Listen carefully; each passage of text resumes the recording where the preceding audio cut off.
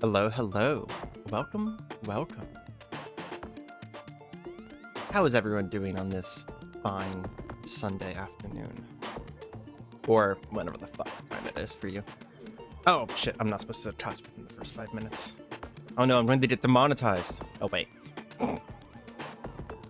I'm not monetized on this channel.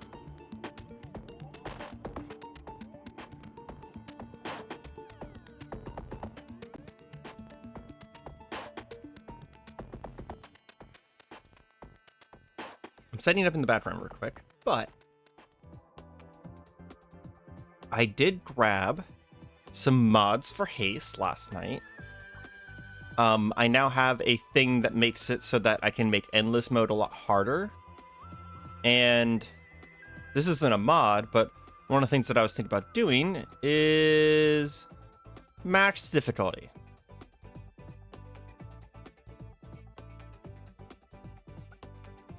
Because last time we did a bit of a Haste warm-up, and it took me an hour and 20 minutes to die in Haste, and I was just like, that's not really a warm-up anymore. That's like a whole thing now. And instead of doing endless mode, because I really want to just do very quick Haste thing, we are going to go to the final level instead. You cheated not only to the game, but yourself. I don't know what you're talking about. We're going to go to the final level instead, and just do kind of a quick run to warm up into streaming today. One of the new mods I have lets me do this as well. The mods only make the game harder, not easier, by the way. And we're going to go to Shard 10. Voila. Teleports me to Shard 10. The hub world is enormous, which is why I'm not just like actually moving around the hub world. But yeah, welcome, welcome. How's everyone doing today? I hope you guys are doing... Oh, wow. Okay. Okay. 200% speed might be too much because I actually start... Okay. So that's impossible. That's actually impossible. Gotcha. Because I can't even do my first landing with how fast the collapse is. So instead of 200% collapse speed, why don't we go 150% and see if that's possible? Oh my god. Can I type this number in? I can. There we go. Jeez, I was just hoping for like way harder, right? That was actually statistically impossible.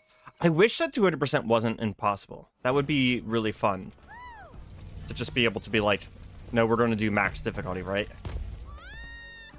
Oh, so this is happening like exponentially? I'm seeing this now. They made the collapse speed increase thing. That's unfortunate. Okay, we're going to get this right real quick. It seems like we're not allowed to edit collapse speed because I think they made this not an additive variable, but this is a exponential variable. So if I set it at 150%, then it keeps getting 50% faster every few seconds.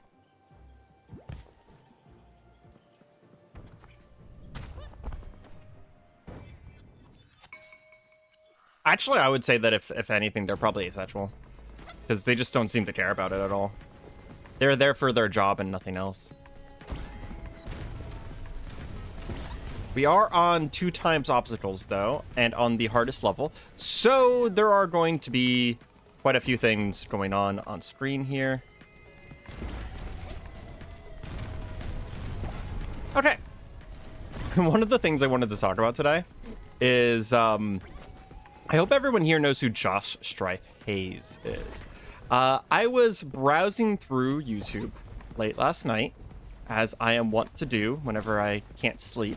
And I learned something last night. So I find Josh Strife Hayes to be a very compelling person. What just happened? Hold on.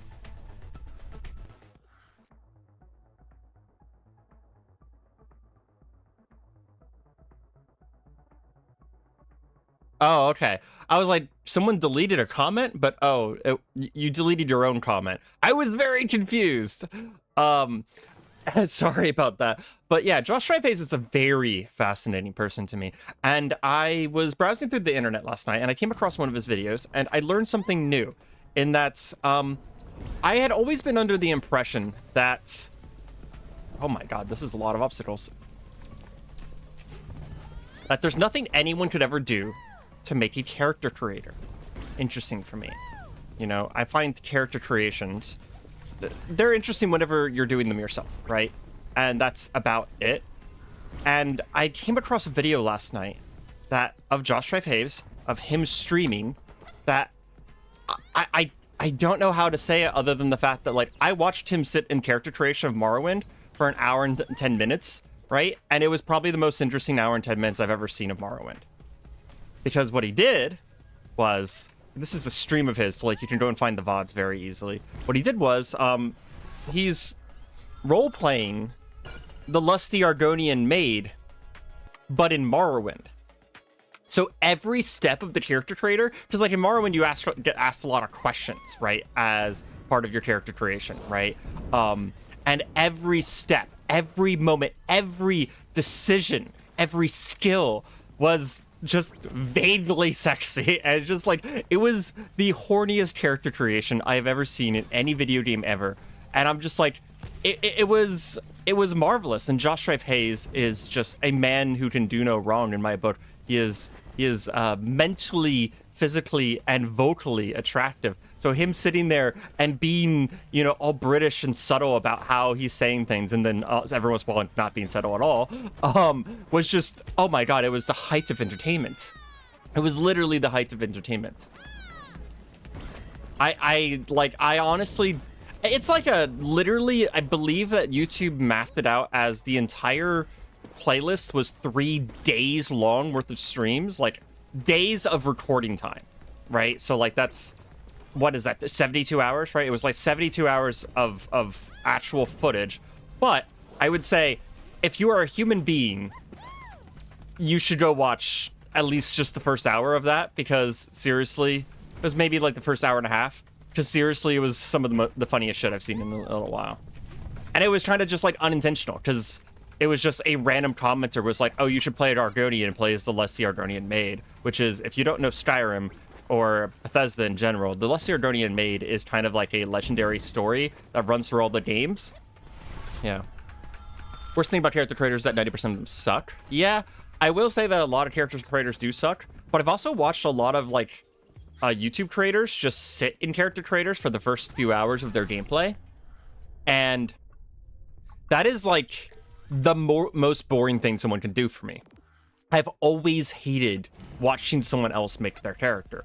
It is just, I accidentally ran right. This run might last not this. Wow, words. This run might not last that long, which is good. That means we'll get to Dark Souls faster. We're only doing 1 run each time, unless I do like a whole haste stream. But if I do a whole haste stream, I'm going to need something to actually. Okay, there we go. I'm going to actually need something to do in haste. 200% obstacles. That's actually really fun. I like 200% obstacles. We're gonna keep that on for future haste streams. But yeah, like, someone setting a character creator is possibly the most boring thing that someone can do, in my opinion. No Rainbow today? Sorry. Yeah, I'm just trying. I like doing haste as a warm up while people get into chat. Here is kind of what I'm doing lately. And last time it took me an hour to die in haste. We've tripled the difficulty of the game. It took me 12 minutes. 12 minutes to die a legitimate run. Character creators are only fun if you do them yourselves. See, I thought that as well, but go watch, no joke, go watch Josh Strife Hayes' character creator situation, and it's just like, holy shit, that was absolutely hilarious. Okay, I'm going to hit this, and let's see if they can pick up Dark Souls within a reasonable amount of time. If I don't place it all to the first sin, you miss a boss, apparently. Oh, I know about the boss that I'm missing, though. Oh, cool. Hey guys, I broke Dark Souls again. Hold on, let me show you. I have once again broken Dark Souls. Gosh dang. This game really does not like me. Does not like me alt tapping for OBS. There we go. What the hell? I have managed to do that twice now. So, if you weren't here last time, what are we doing in Dark Souls? I am playing the entirety of the Soulsborne Ring trilogy. Unfortunately, despite what I just said, the trilogy is trolled. I don't know if I'm going to be able to play Bloodborne because, well, there's no way for me to play it. It's basically what it is. But I am going to play all of Dark Souls, then Dark Souls 2, Dark Souls 3, Sekiro, and then Elden Ring. I did have a conversation with someone in Discord last night, and we found what I had missed with the Undead Parish. We found the skip that I was looking for. So I'm going to go do that at the beginning here in order to get a upgrade material. But while I'm doing that, I want to go back to talking about Josh Rayface. So if you don't know, he is a YouTuber, obviously. And he makes a lot of interesting videos, mostly about like MMOs. He has this series that's like so-and-so was the worst MMO ever, etc., right? And he recently has started, I say recently, like probably like a year ago, started streaming as well. And he just kind of streams old games that he loves. And I love it to death because he is a person that is just inherently interesting, in my opinion. Dark Souls was really so good except for the first half. Oh, I mean, that's fine. You're allowed to have that opinion. I need to be like, wow, dude, you missed me right there, of all things. Wow, it is impossible to get the parry off on that guy.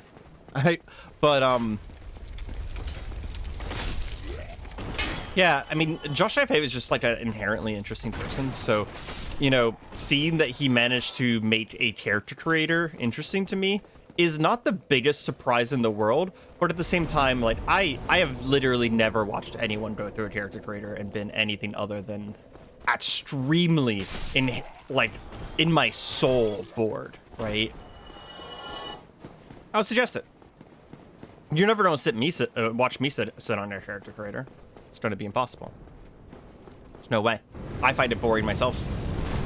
I do my character creators almost as quickly as possible. The only thing being that I take a little while to make some decisions. Dark Souls 2 is really good. So first half. Clarification, still not as good as... Dark Souls 2 is not as good as Dark Souls 2. Gotcha. Okay, so we're going to find this skip real quick. I know where it is now, but there's actually two skips. And I know where they are now, but I'm not sure. So I was actually right. So from that ladder, I was even standing on that ladder. You jump over to this ledge right here, the one that's right below me. And then from there, you jump down to the street below. And that's one of the skips. The other one is right over here.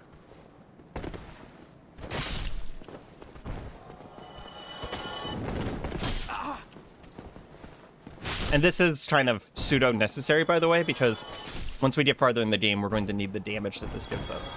Okay. So I need to aim for that little bit of wood down there. And in order to get onto it, we need to do this. I think I missed. I did miss. Okay. I tried it.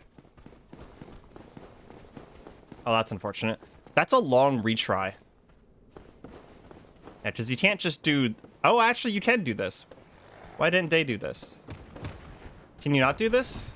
Oh, you know what I have to do? I have to hit this fence, don't I? Okay, I think I misunderstood the video when I watched it earlier. I have to hit that little fence there. Because hitting the spot that I just hit isn't good enough. How do I get back up?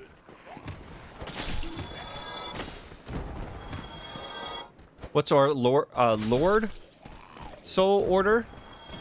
I'm probably gonna go Duke's Archives first. just because I don't like really have a good reason. To be honest. Okay. So we need to hit that fence right there. That's a little bit harder.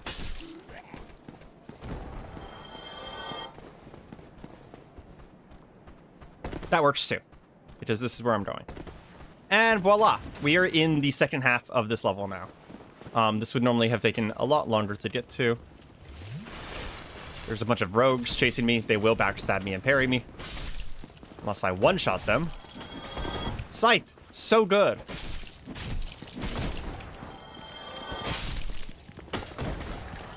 Hi, dog.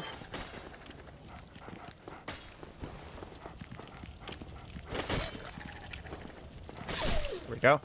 Okay, which way am I going? Going this way. We do have to kill a boss to get the thing that I want here.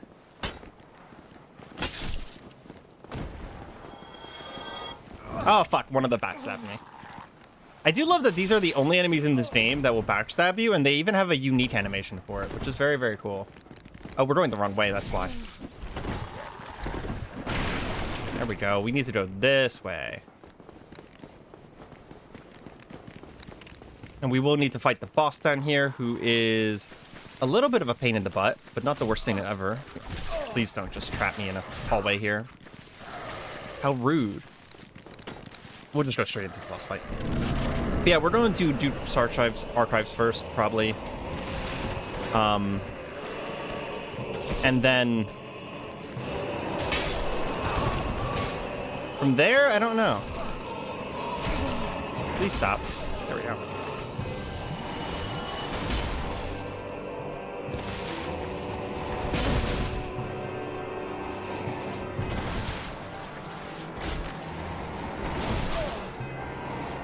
And if you hadn't seen the earlier streams, I guess I should probably explain.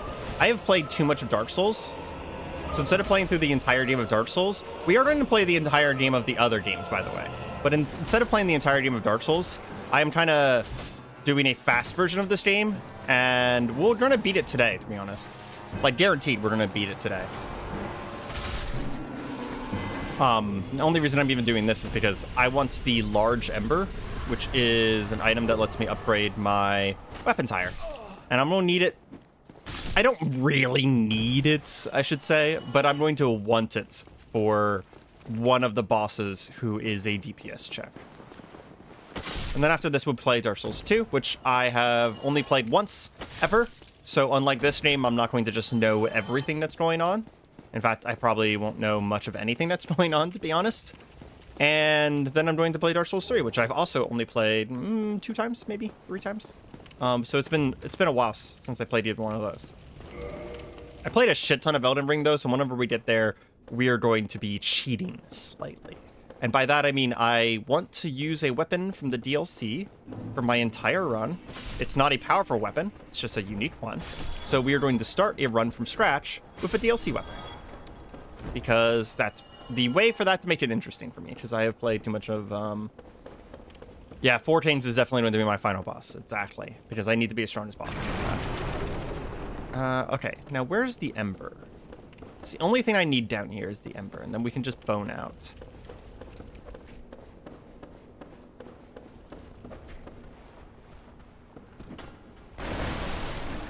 Man, doing drop attacks is so much harder in Dark Souls 1.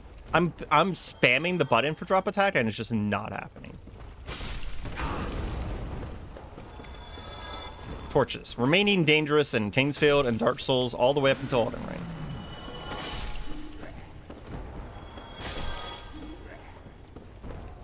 Normally, if you see a dude with a torch in a video game, you're like, ah, it's fine. He just has a torch. He's not dangerous. Nah, unless you're playing Dark Souls, then suddenly the answer is no. He's actually incredibly dangerous.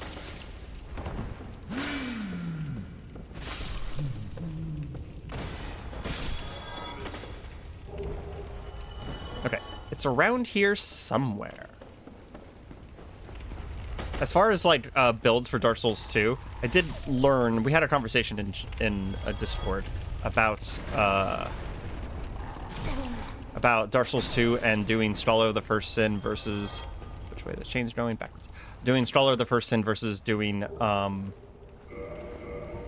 the default. And one of the problems is that if I want to do the build that I wanted to do, I need to not do Scholar of the First Sin. But Scholar of the First Sin is basically the newer version of Dark Souls 2, and I've never played it at all. So we're tempted to do that anyways. I'm just not sure. Like, I might leave that up to a decision at the time that we start Dark Souls 2, because I technically own both copies.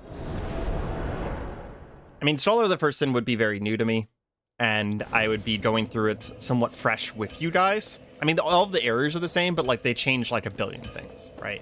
It's not just a DLC, they change like a billion things. Like, why not?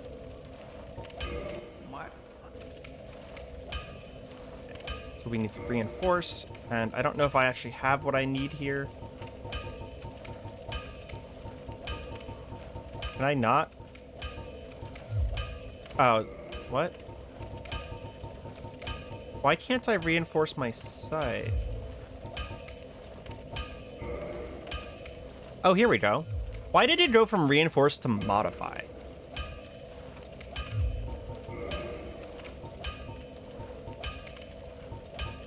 Oh, I see. I forgot about this is because back in this days, taking something to a +6 was actually like once you got to +5, you had to choose what happened to it afterwards. I forgot about this. So now you can turn it into a raw fire weapon, a lightning weapon, etc., etc. And if I modify it to +6, I can then go back to reinforce and reinforce it up to +10 as a raw weapon. Sorry, as a neutral, just normal weapon, I guess it would be. I need some large Titanite. I don't think he ever sells that, but I at least got a bunch more levels on it. Man, archaic system that I completely forgot about. Now we're going to go to Anor Londo, and we're going to do Duke's Archive. Watch an OG playthrough and playing Scholar of the First Sin, so I should be fresh on both to help you. Yeah, if I ask for help, then I will appreciate it. You know the deal. You've been in here for at least long enough. You've been in here for ancient times. Giant Smith has large. If we get large, we'll upgrade it. If not, I'm only missing a +1. So, yeah, I'm missing +2. Okay. So if we get larges, we'll upgrade it. If not, well, it doesn't. If it doesn't happen, it doesn't happen, right? I think that there might be a Titanite shard in one of those two chests as well. So we're gonna try this real quick. What was that range on that hitbox? I call shenanigans. At least I do a lot of damage to these guys.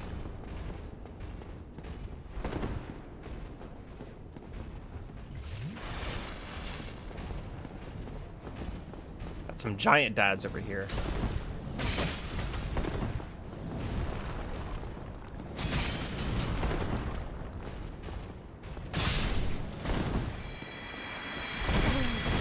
You didn't hit me.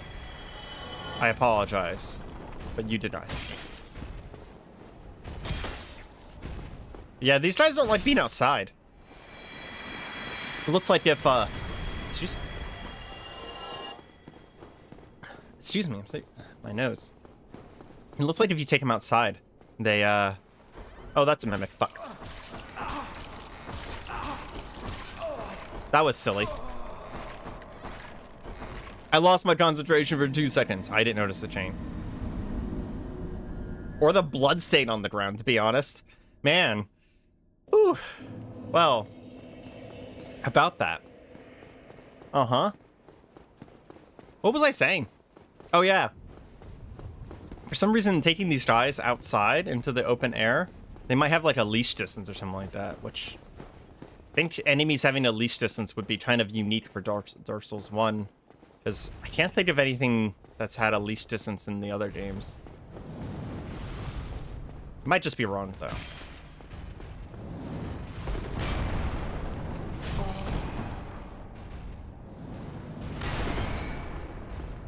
Oh, you know what? Hunters. Hunters and Bloodborne had leash distances.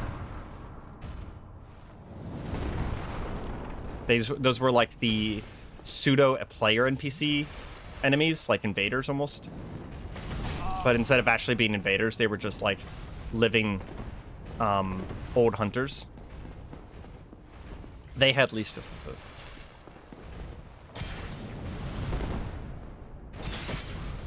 I wonder if anyone's made content out of just playing the Baldur's Gate 3 character creator.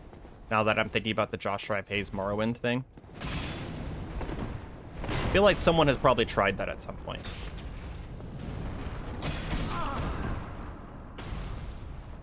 I'm about to sit at a bonfire after all this, so I can kind of waste my resources here. I really think that there might be a Titanite shard in one of those chests, though. I don't remember. Okay, I can't die, though, because that would just be silly.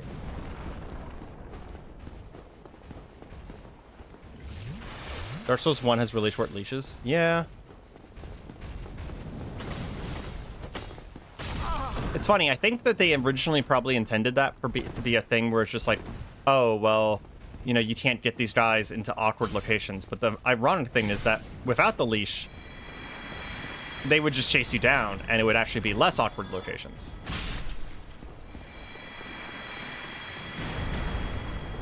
Okay. I don't think there's ever a Titanite shard in a Mimic. So we're going to check this left one.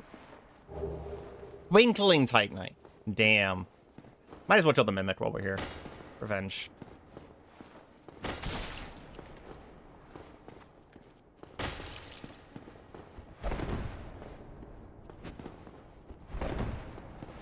I'll get my shield out in case he tries to drop kick me. Because these guys can drop kick you, and it actually does a shit ton of damage. Here we go. Are you gonna drop a twinkling or a Titanite for me? No, Crystal Halberd. Damn. Okay, I was just completely fucking wrong about that then. I mean, I guess I was right. There was a Titanite shard there. Some part of my brain, some part of my neurons from like a million years ago activated and told me that there was some sort of Titanite shard there. We do not need to be doing this right here, so we're just going to move on. Okay, so Duke's Archive. I do not remember my way through Duke's Archive. I actually pseudo disliked this area. So yeah.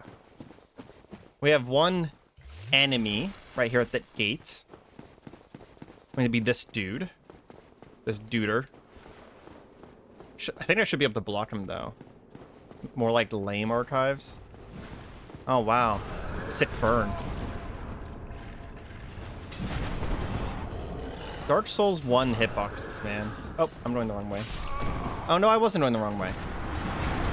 They looked the same. They're literally the same.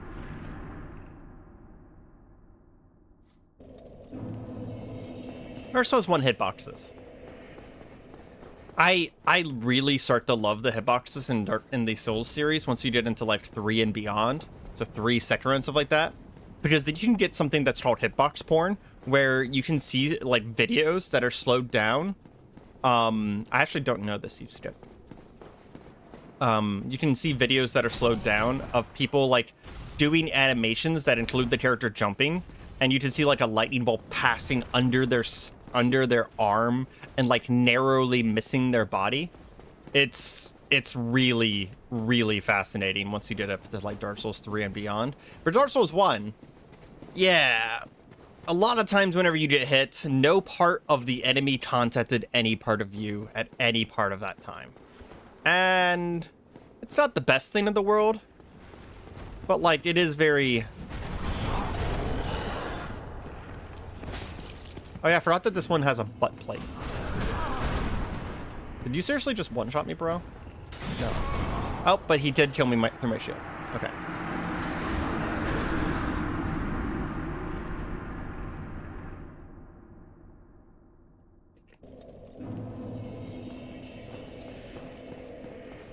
We're still warming up to Dark Souls here. Still warming up.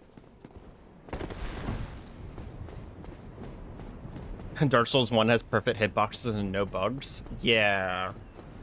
About that. I love Dark Souls 1. It is my favorite of the series. It remains my favorite of the series. Even though I've played it way too much. Even coming back and playing it. It remains one of my favorites. But it has a few problems. It has a few rough edges. I love a lot of its rough edges. Just like, you know, just like people, you know, you can love them even if they're not perfect, right? But yeah, Dark Souls 1 definitely has some rough edges. Well, now that my original build for Dark Souls 2 is not going to work out, I am kind of curious what I should do in that game. Maybe we'll just leave. I think he's faster than me, though. Yeah.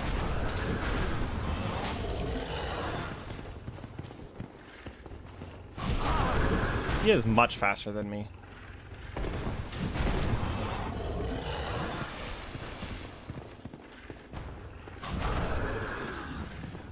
And pretty strong to boot. Oh, there's 2 of them. Forgot about that. Can I just leave? Yeah, so what I'm gonna do is I'm gonna leave and then come back down and get the campfire. Oh, they get stuck there. That's funny.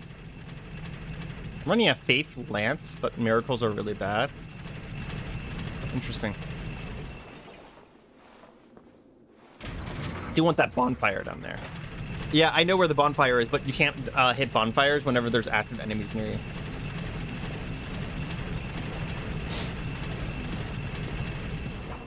So I was just, I was running the elevator to get them off of me for a few seconds. But it does seem like he figured out how to get out of that hole in the wall. And they do a shit ton of damage to me. So this is slightly a problem.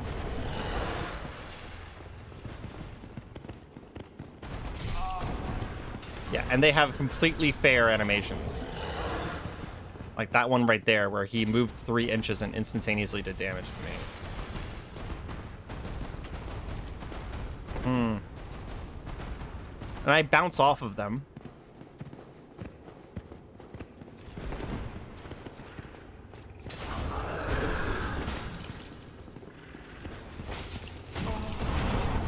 That was with me holding my shield out.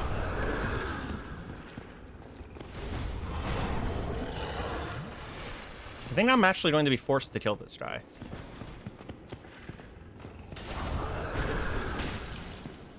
Okay.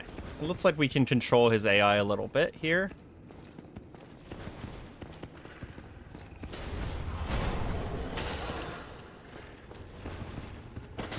I wish this had the Elden Ring mechanic of hardy enemies like this guy. If you two-hand your weapon, you don't bounce. But I did just hit him with my two-handed version of my weapon a second ago, and I still bounced. So that is not what is happening here.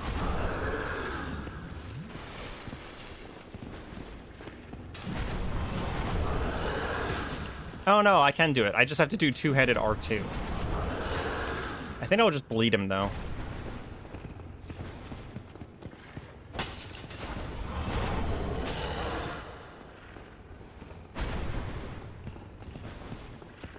We do have a lot of bleed on our weapon, even if we very rarely actually get bleed off on things. Well, this is a invigorating fight. They did better with this type of enemy later. Sekiro's bull fight, for example, actually super interesting.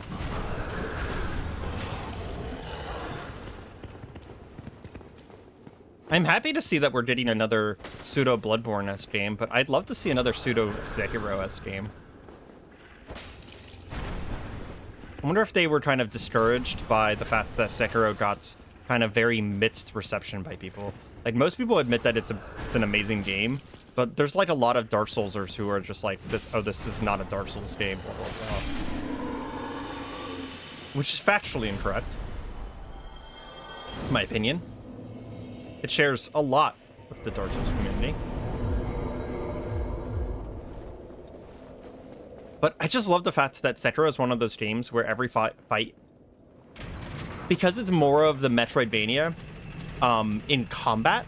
So like in Metroidvanias, you have a specific upgrade path, right? So instead of having a billion builds like you do in the Souls games and in Elden Ring and stuff like that, you have, you know, reduced options. Oh, there's an enemy behind me right now. you have reduced options, and you have to master those, right? And you still get choices within those options. Are these guys literally... I think these guys are literally so short that my scythe is going over top of their head. So I'm going to have to get good for Duke's Archives. But the reduced options means that you actually have to master the game instead of just finding a build that works. And there's something about that that appeals to me. And then if you take that concept, which is present in a lot of Metroidvanias, which are the only other skill-based game I can think of that do that concept, and then you apply it to something like Dark Souls, it becomes just naturally very interesting to me.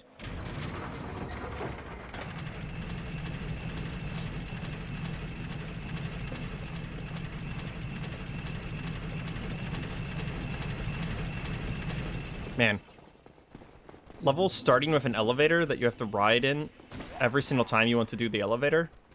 Classic Dark Souls and FromSoft being annoying. Oh my god, please. The stun lock, bro. The stun lock is real. I got hit once. And everyone and their mother was just like, ah, time to dogpile. Welcome to Dark Souls.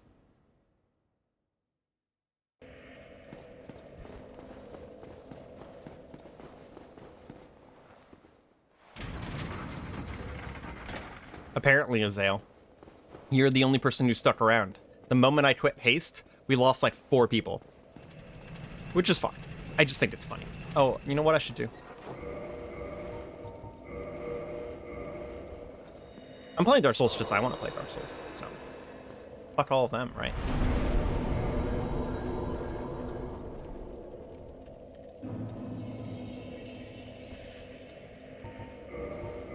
Should do this and kindle the fire here, because we'll be in Duke's Archives for at least a moment.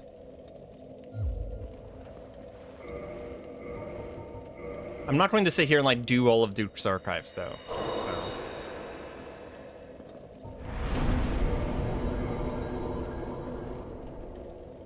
Considering how long it's taking me to beat Dark Souls in general, it is really noticeable how much worse I am at this game than last time I played. Because by now, on last time I had played Dark Souls, I had raced one of my friends, and I would have already been done with the game. Because I beat the game about 3 or 4 hours last time. And we're sitting at, like, 4 hours total now.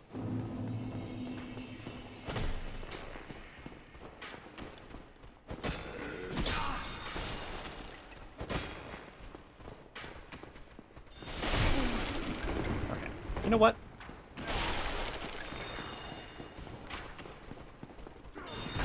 We can realistically just ignore these crystal zombies.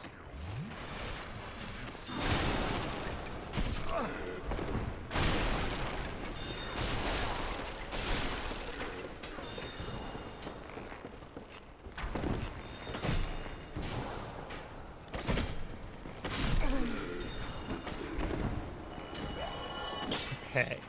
Let's see if I remember how to get through Duke's Archives. I have gone the wrong way already. This is the chest.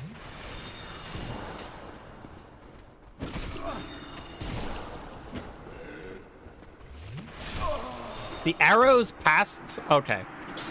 I was actually expecting some video game acceptance here. And the arrows actually passed through that tiny little ledge right there. You never know in a video game whether banisters like this are going to be transparent or opaque, whether they're going to block shots or not.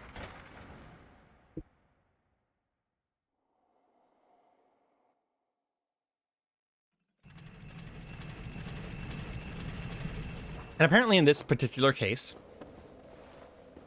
they are transparent to arrows. They just don't see arrows. Okay, so I think I need to go up and then up the stairs to the right.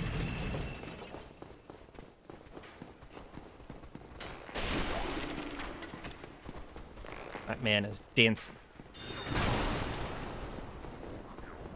As a dangerous dance. Channelers buff everything around them to be doing shit tons of damage.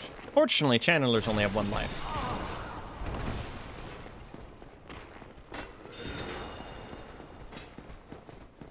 Oh, this is also the wrong way. Pseudo the wrong way. I don't remember where I'm supposed to be going, to be honest. Is it seriously just straightforward? It is just straightforward, okay. I just need to go up more. There we go. Okay. Out of that hateful room.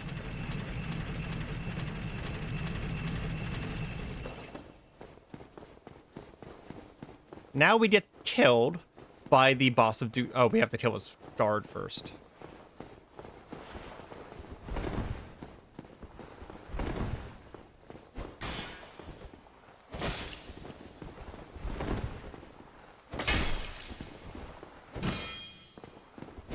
Bro just tried to parry me. What?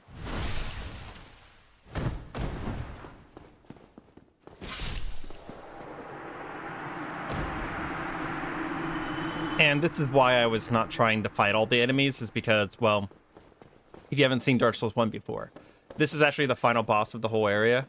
Up ahead here. Not this guy. Get out of my way. I don't need Twinkling Titanite, just leave me.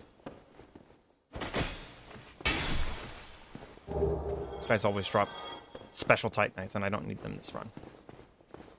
This guy just murders you. So, like, immediately, in the beginning of the fight.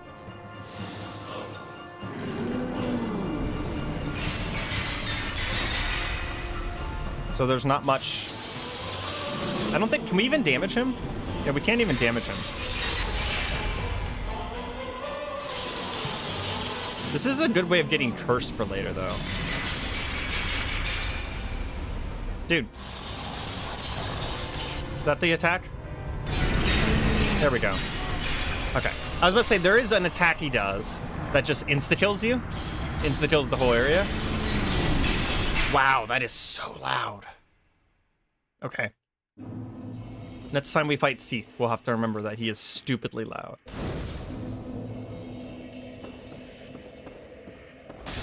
And then we break out of jail by killing this motherfucker.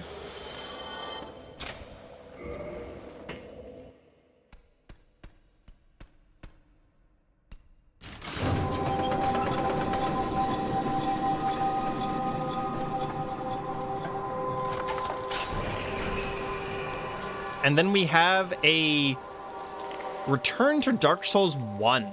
Sorry, Demon Souls, not Dark Souls 1, a return to Demon Souls. This is very Tower of Latria coded. Having Cthulhian enemies get summoned, not even get summoned, but like having Cthulhian enemies related to like this really creepy music going on. Yeah, they're running because they don't want to fuck with them. I kind of don't want to fuck with them either, but I do need to go down and get rid of that music that's being played right now.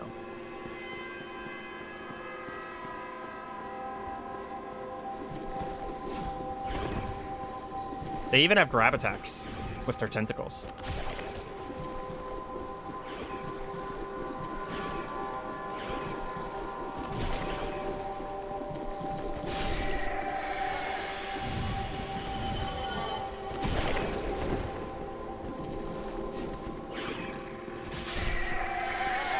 Very, very easy to kill, though.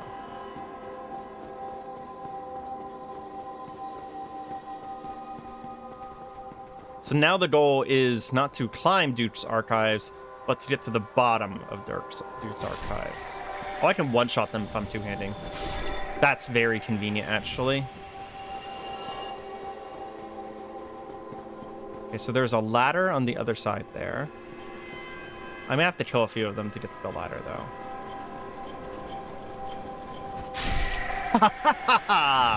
Okay, then. Thank you very much. I'm gonna turn off the music just in case we die, so we don't have to deal with that noise again. Literally.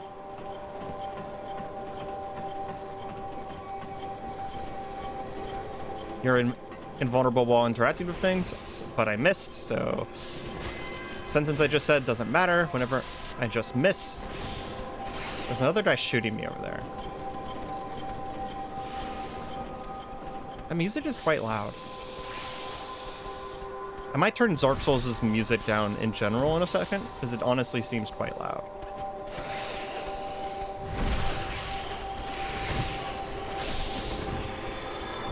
It's actually another thing that I think that got significantly improved as the series went on, is the fact that backstab fishing, which was hyper prevalent in Dark Souls 1, got way harder. I am so thankful for the lack of backstab fishing in later games.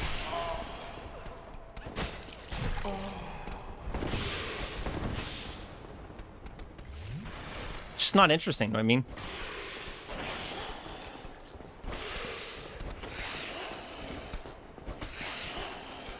And it's kind of a limitation on their AI and not an intentional game design, I would say, probably. Hard to say, because technically, like, Dark Souls 1 combat is weirdly similar to Kingsfield. And this is how you play Kingsfield, is to just circle around enemies. So, who knows? Maybe it was actually intentional on some level. I never really thought about that, because I didn't play a Kingsfield game until after I beaten most of Dark Souls. So, who knows? Maybe there's some intentionalness there.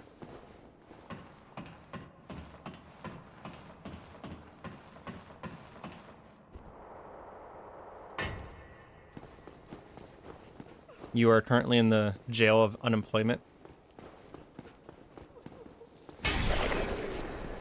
I am sorry for your loss.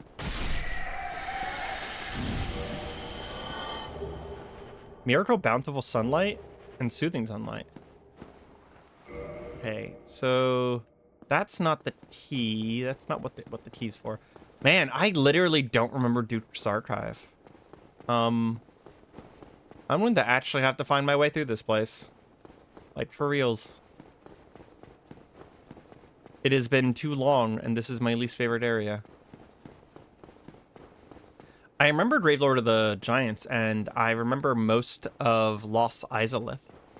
So those will be pretty easy, but do not remember this one.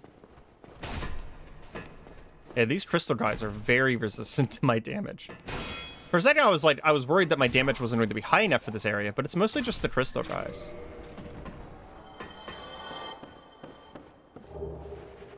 Archive Prison Key. That might be the extra key that I need. We're just gonna check real quick, though, because I don't want to... I'm pretty sure I have to go downwards. Yeah, you know what? I'm actually 90% sure that I have to go downwards. And that might be the key that I need to get farther down here.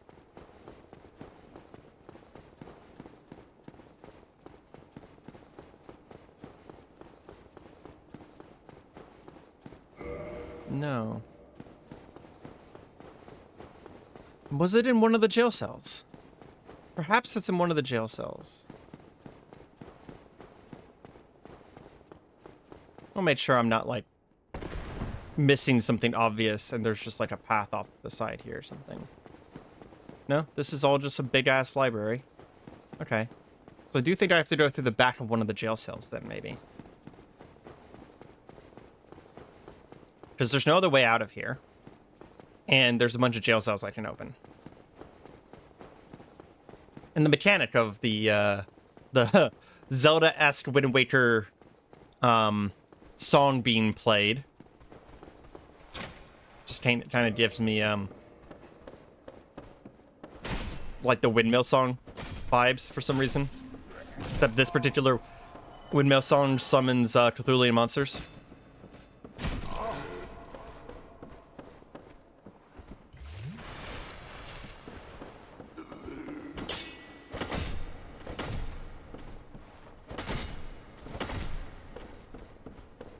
These crystal assholes definitely give me the vibe of the guys from the mines in the Elden Ring game. Jesus, Areima. These give me the same vibe as the assholes from the mines in Elden Ring, except we don't get to do extra damage to them by two-handing our weapon. Yeah. I'm remembering now that I think one of these jail cells has like a broken out back wall or something like that. I feel like that is the case. Oh, hey, there's like a little drop path there. Some items. Okay, just open the door.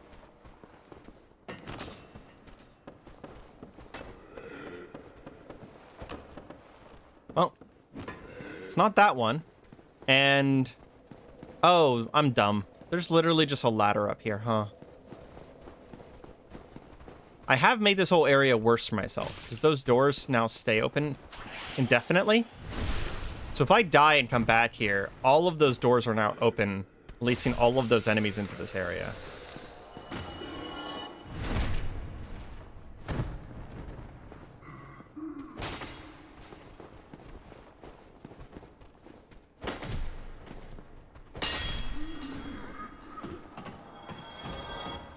Jail of employment. Gotcha. Your brain's not working because you're working.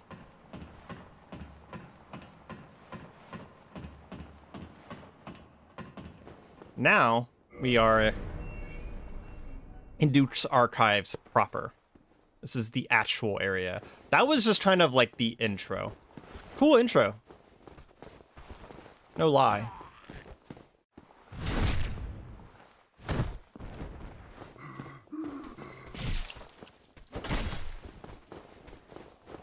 I think part of the reason I dislike this area is because it's the basic zombies again, but now they are super durable. And it makes a lot of sense for the lore of the area that they're like this, but it's just not super interesting.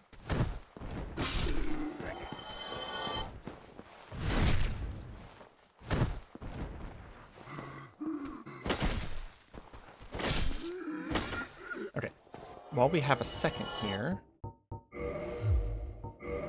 I am going to turn down the game volume slightly. Because Seath was stupidly loud. I love that there's a music setting.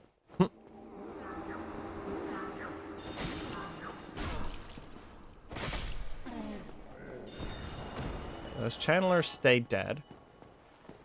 If I remember correctly, the thing that I have to do here is I have to flip a set of bridges. Yeah, it's above me. I have to bring that down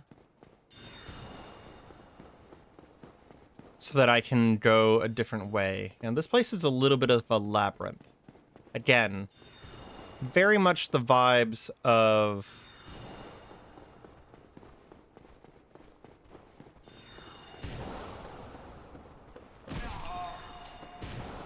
very much the vibes of Tower of Latria.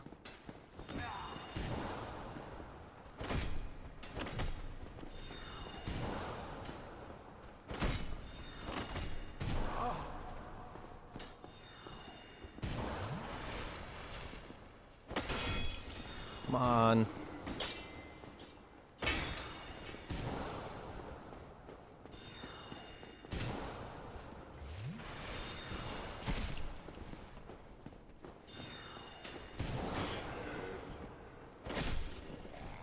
Kind of focusing more on not dying right now instead of going fast. Okay, so it's not over there. Is there any benefit to me going down right now? I don't believe so. Jesus Christ, they do so much damage.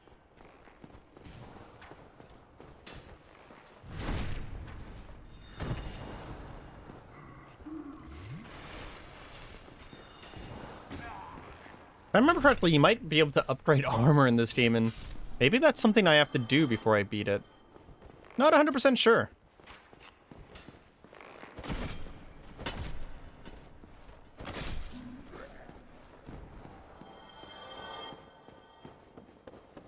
Oh, that's right. The levers are actually on the things.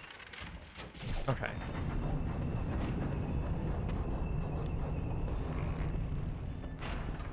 It's coming back to me now.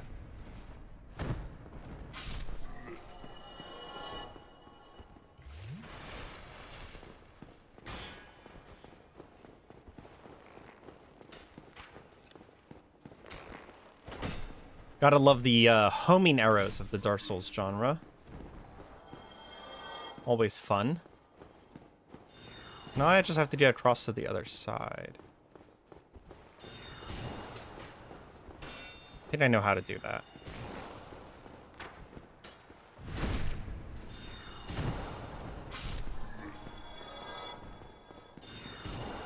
Yep. We do this. We can fall down.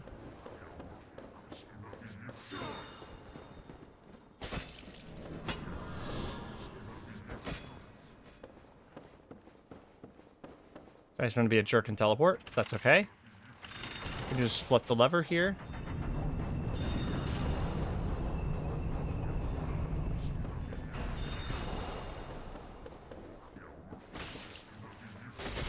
And chase him down.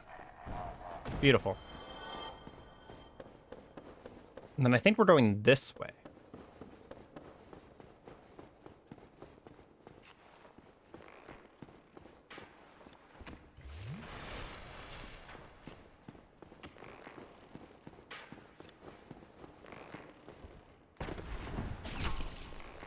You kidding me, bro?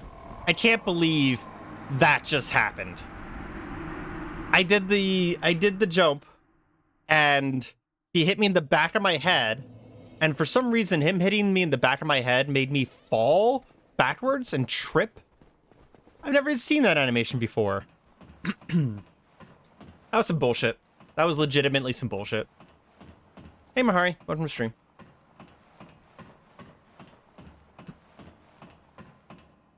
I am doing a fast play of Dark Souls 1. We are more than halfway through the game. I plan on beating it today.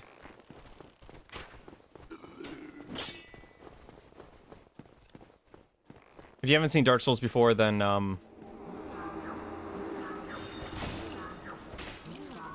don't know what to tell you. Legitimately. Like, how are we friends? But yeah, no, Dark Souls 1. I'm going to be playing through the entire Soulsborne on stream, just because I want something to stream over here. Not super because I think it's going to do well or anything like that. That's kind of not the point over here. Plus, Azale had mentioned doing a Dark Souls, like an all Dark Souls thing. And it just sounded really fun. Never actually beat it, but played a bunch. It made sense. Did you see that there is now a seamless co-op? Yeah, I already sent you this, didn't I? There's a seamless co-op for Dark Souls 1 and 3.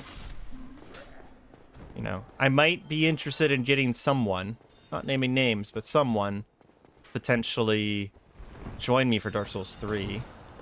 Because I've already started Dark Souls 1, so it's a little late for that.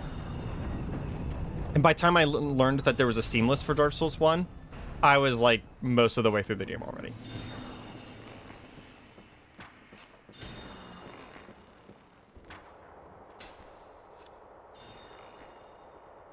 Dark Souls 3 seamless co-op. That'd be super interesting. Dark Souls 3 is your favorite? 1 is definitely my favorite, but I can see people liking 3 because it has just like, it's the most done. Yeah, other than Elden Ring. Yeah. I'm definitely going to be playing Elden Ring solo, although we are going to be cheating. I just want a specific weapon. It's the only cheat that we're doing. That's a mimic. There should be a thing around the corner here. That's not a mimic. Crystal Ember. That's cool. There should be a thing somewhere here. There we go. A lever. Has a lot of quality of life. Yeah. I mean, a lot of people dislike Dark Souls 1 because they played the other ones. But in my opinion, if like you played Dark Souls 1 when it came out, you would just probably inherently like it. Because it was before they made all these upgrades that other people like now, right? Okay. So now we're in the second part of Duke's Archives. I should be able to run to the boss at this point. Problem is that I have 2 flasks, so that kind of sucks. Incredible game for its time, right? Yes, definitely.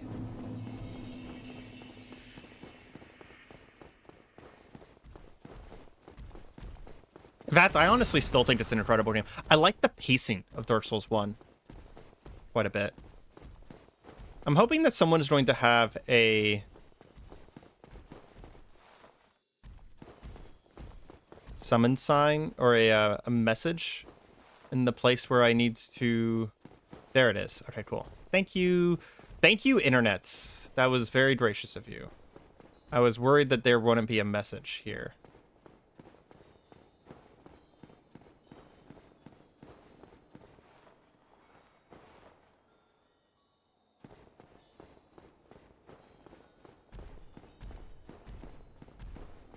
I wonder if that's a bug. It's only snowing where the path is, instead of snowing everywhere. I thought it just snowed everywhere down here, not just where the path is. Oh, I don't need to come down here. That's not the greatest.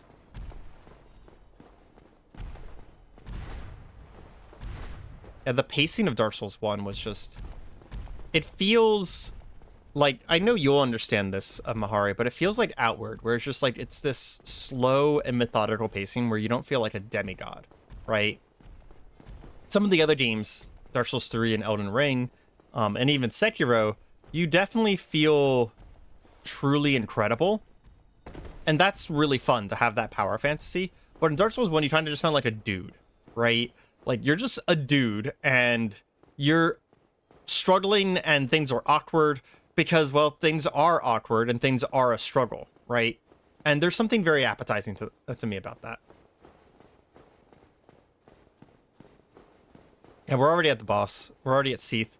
And with only 2 Estus flasks and with only a +1 Estus flask, I'm not super confident we can first try this. Because I haven't fought Seath in like a small millennia here. But... It does mean that we're kind of fast moding Dark Souls.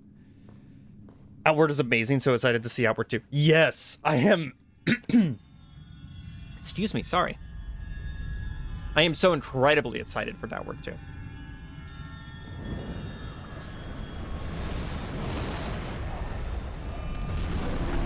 They haven't really shown anything since that initial teaser, at least as far as I'm aware.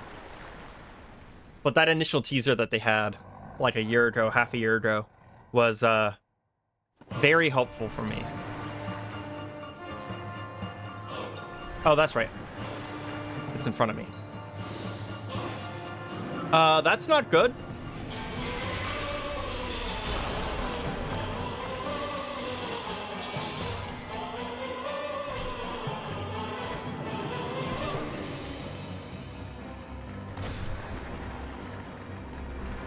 And it's highly not good. The enemies from outside made it into the boss arena.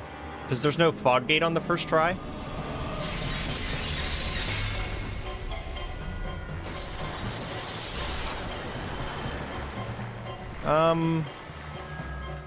Might just be able to ignore them.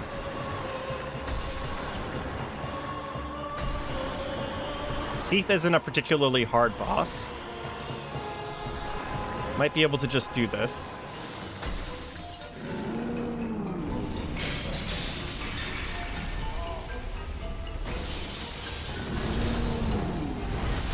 Nope.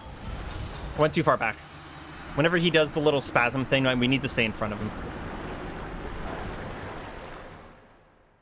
Despise working holidays. Is today a holiday? I didn't know that. Okay. I think we can go through this area faster if we travel to a different bonfire real quick. Oh, we can't travel from this place. Damn. I was about to say, because if we travel to the front of Duke's Archives, I did open a shortcut there. I just forgot to reset the bonfire. That's a little unfortunate, because now I have to do this again. Very unfortunate. I need to remember to reset the bonfire this time. Man, Duke's Archives is so incredibly short whenever you don't do everything. Like, this is an incredibly short level whenever you just go to the boss. I think I can go down here? to get to the shortcut faster. Am I right? I don't know. Is this the other part of the Duke's Archives? There is a bonfire over here.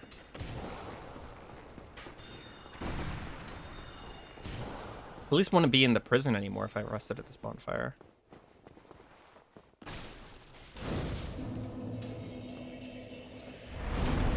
I like when the Lego movies... Lego moves when you talk. Logo. Dude, I read that as Lego 3 times.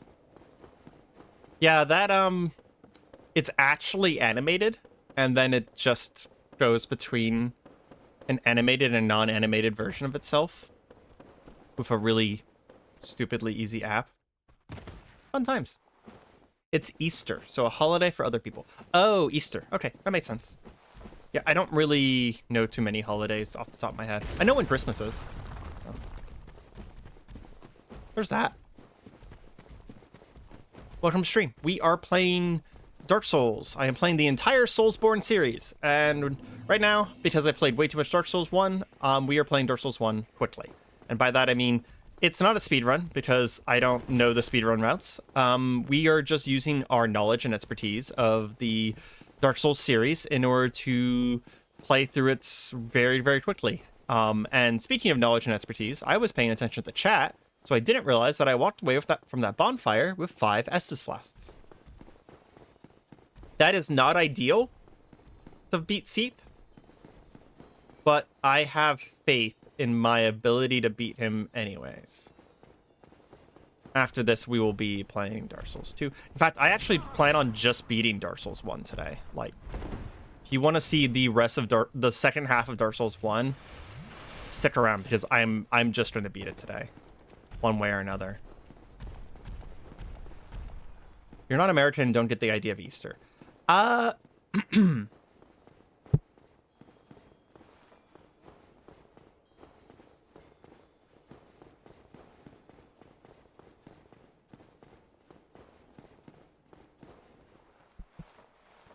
Okay, there we go. I accidentally bumped my mic turn off button. Someone else would have to probably explain it in more detail, but I understand the concept of it being a religious holiday.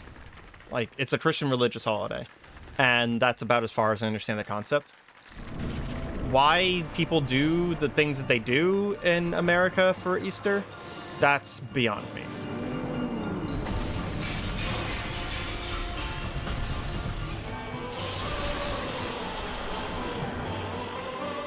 I was not raised around a lot of the... Oh, yeah, I need to think every time. I forgot about this. I was not raised around a lot of the Christian American holidays. I observed them a little bit whenever I was very young. But I haven't as an adult at all. So, like, the last time I did most of these holidays, even Christmas, was upwards of 20 to 30 years ago. Which is a wild amount of time to have not done a holiday, so...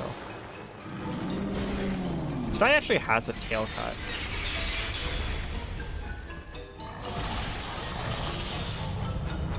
AoE again.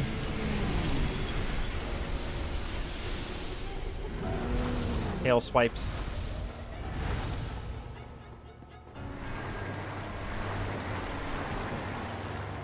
Easter is dumb. I don't know if it's a national holiday.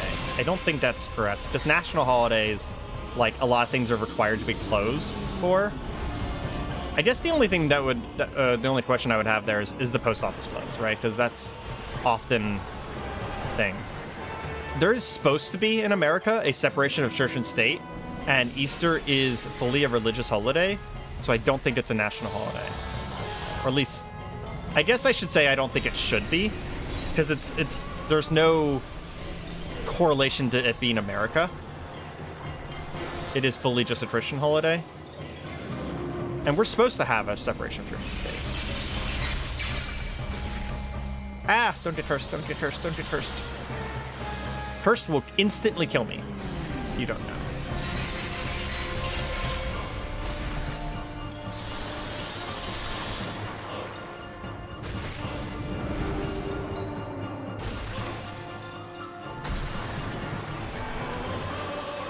love how my giant bleed weapon has literally never gotten a bleed proc on a boss.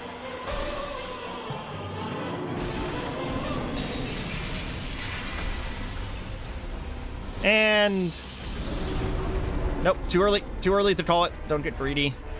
If I had died right there, that would have been embarrassing. Yeah. That's the lore. I think it's national. Yeah. Really, Easter's a national holiday. That's a little disappointing. Because it's literally just a religious holiday. And America is supposed to have a separation of church and state. Which is, you know, not really a real thing anymore. It's not been a real thing in a long time. But it's nice to think that it works. Okay, we'll stop there.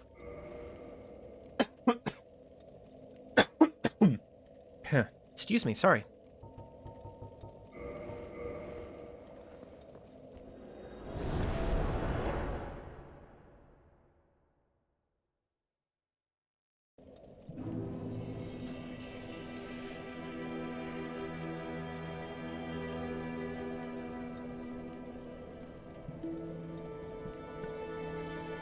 Sorry about that.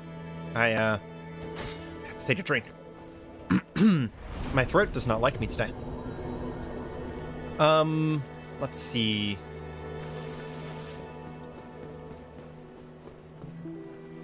Is there a convenient place for me to get cursed? Probably not. So which one do we do next? I think maybe we do Gravelord Nito next, because that's really fast as well. Similar to Seath the Scaleless, we should be able to just kind of rush down there. Why is the Morningstar more better for bleed than the Scythe? Who designed that? Yeah, I mean, I can't speak to the realism of that one way or another, but I do agree that that is wild. Like, a Morningstar does probably make people bleed in real life, right? But at the same time, it's also a shit ton of bludgeoning, bashing kind of damage, right? And it's wild to think that a Morningstar in real life would bleed someone better than, you know, a Scythe. Now, mind you, a Scythe in real life, terrible weapon. Not a good weapon. I should just rest at this bonfire real quick, so that we don't get yeeted back to the Fireland Shrine. We've already killed Pinwheel. He was the first boss we killed, so we don't have to kill him again. And we've kind of completed this area already, so we're just going to be doing the stip here. Unfortunately, I was going to say, fortunately, last time we played, I found the stip, so we'll get it in one. Scythes are about style points anyways. Correct. Correct, Pori. That is 100% correct. I was about to say that we could get this jump in one, and then I got pushed off a ledge by enemies. That's going to be something I'm not going to miss when we get to Sekiro and Elden Ring, which is enemy hitboxes being weird and pushing you off ledges. That happens a lot in Dark Souls 1, and it doesn't really happen as much in the old games. Or in the newer games, I should say. We want to be here, and then we want to jump here. Nope, I overjumped. Just kill that guy real quick. Here. Nope. Here. There we go. Heal real quick. Jump down again. Actually grab this guy's item this time. Doing that greed there almost killed me. That's really funny. Scythe is a fantasy weapon, while meanwhile the Morningstar. Yeah, I mean, but we're playing a fantasy game. So you can't really apply that to Dark Souls, because seriously, like, Ultra Great Swords exist. So the sheer... Oh, please don't kill me. The sheer existence of an Ultra Great Sword kind of belies that entire argument.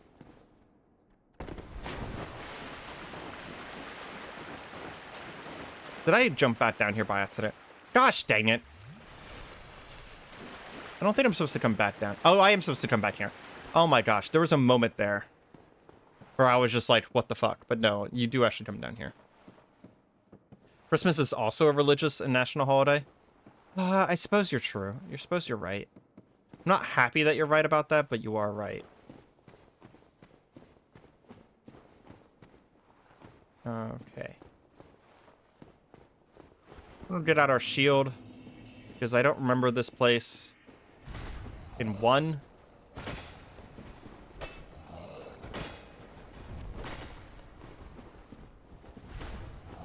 Welcome to content really good for YouTube. Dark area is dark. There's a place where I can jump to get to the next bonfire.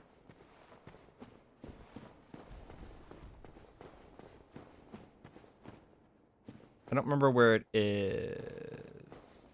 Is it here? Nope. That was not it. Tomb of the Funny. It is where Funny goes to die, that's for sure. Gosh dang it. I alt-tabbed for 1 second. Look at this noise. God damn it, Dark Souls. I alt-tabbed for 1 second. And whenever I alt-tab, for some reason, it goes back to windowed mode and then breaks. Which is funny, because then I have to alt-tab again in order to fix that. Why, Dark Souls? Why? The Greatsword speaks power and strength. That's why it's liked. I mean, I wasn't talking about which one is liked more. You mentioned something about Morningstars being used in real life, and I'm just like, well, that doesn't mean anything. Ultra Greatswords are liked, and I liked scythes in every single game. That's really... Please don't. Oh my god, it didn't kill me, thank goodness.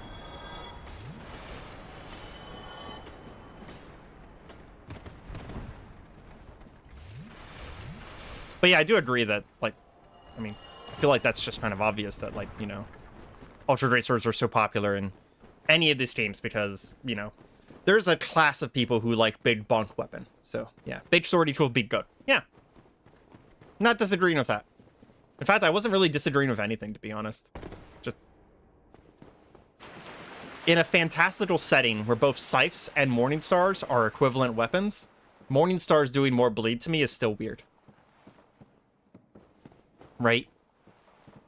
Because the scythe is like... It's like a katana, a reversed katana at the end of a stick. So... And I... God dang it. I hate this place. Filthy Dex user. I'm doing a Dex build in Dark Souls 1. I actually won't be doing a Dex build in any of the rest of the games, because I honestly kind of agree with you, Zach, is that Dex builds can kind of be boring. They're kind of like the auto attackers. The reason I did it in this one is specifically because the Great Scythe is a Dex weapon. I did it for the weapon, not for the Dex build. When did they stop giving us campfires at bosses? Like, why isn't there a campfire at, Sorry, when did I start, I should say? Because this is the game before most of these games. They should have given us a campfire at Pinwheel, right? Because there is a campfire right at the beginning of the Tomb of the Giants. But you have to get past some of the initial problems of the Tomb of the Giants before you actually get to the campfire.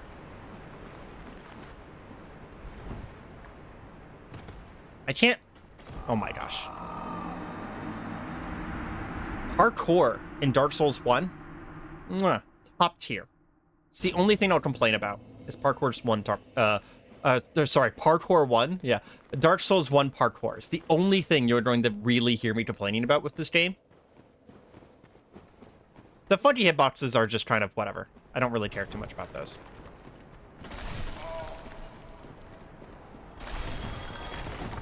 But the parkour is actually toxic. And this one, sure, this is optional. This is a shortcut. But there's a lot that isn't optional. And it's still just as bad. Don't kill me, don't kill me, don't kill me. Thank you.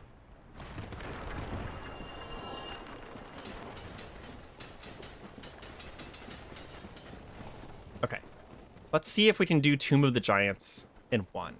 And then after that, we'll do Lost Izalith. Stop using muscle memory and focus more. Honestly, fair and accurate. I don't have one of the lanterns, do I?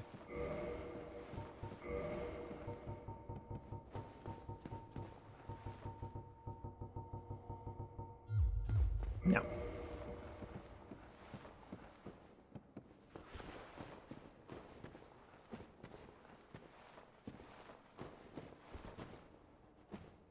This would be a lot more convenient if I had one of the light spells or one of the lanterns. Gosh dang it! I might have to go back and get a light spell. Tomb of the Giants is such a short area. If I could just do it without the lantern. It would be over in minutes. Minutes. If I knew the route, it would be over in minutes.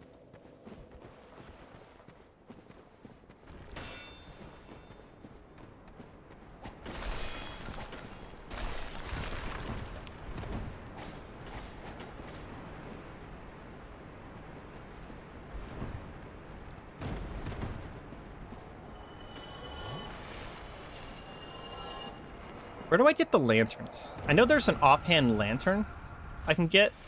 There's the sorcery, but I don't want to put points into intelligence. Should be a lantern I can get somewhere. Let's not get hit by a, excuse me. Game? No. Don't be a jerk, game. Okay. Patches to get the lantern. Okay. Where is Patches is going to be? Because I beat the boss without him... I beat the boss without him doing the ladder thing. So I don't know where Patches would be at this point. To be completely honest. We need to just find the little thingy here. Nope, that's not it. Here it is.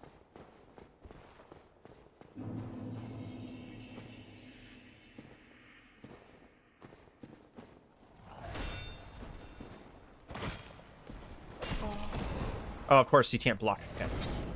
Yeah. No, I actually knew that. That's not even like a bullshit thing or anything like that.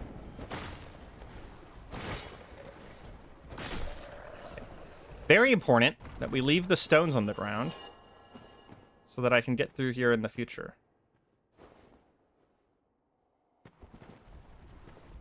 God, I do not remember my way through this place right now.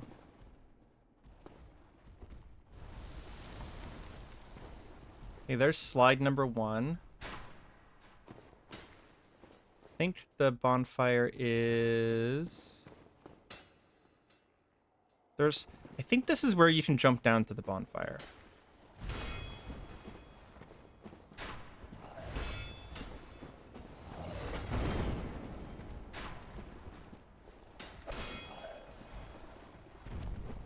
Is he at the end of the shiny rock rainbow thingy?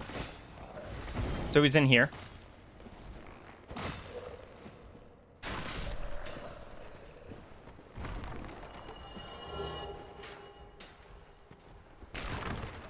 Yeah, that's one of the places I can jump down. I don't know if that leads me to the bonfire.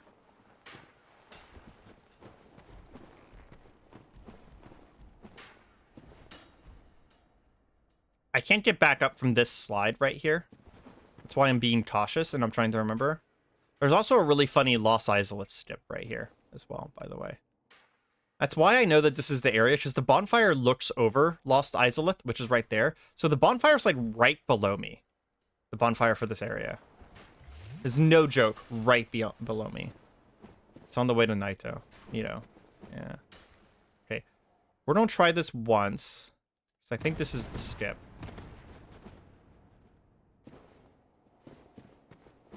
There's Patches. And he's at the bonfire. No, that's not Patches. That's just a random player. I found the bonfire. Okay, we're good. That's funny. I actually thought that was Patches, because there was a dude in Patches cosplay at the bonfire. Then from here, we climb back up the ladder, I think it is. Yeah, there's a ladder over here.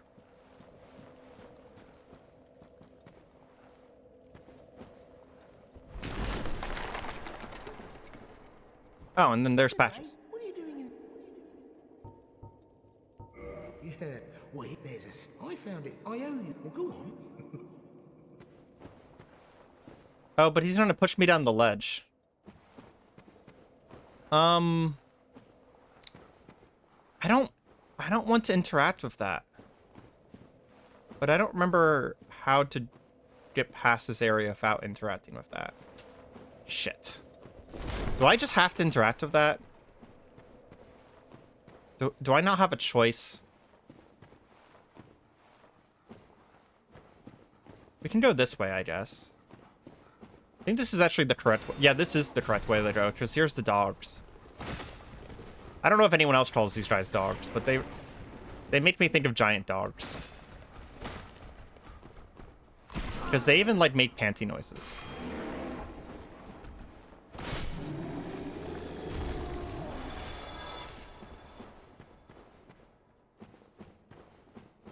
Now, we don't have to interact with patches at all if we don't want to.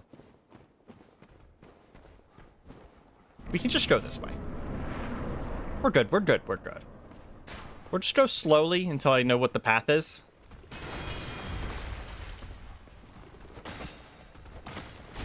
Because there is a running path here somewhere. I don't remember it off the top of my head, but there is one. Oh, Jesus.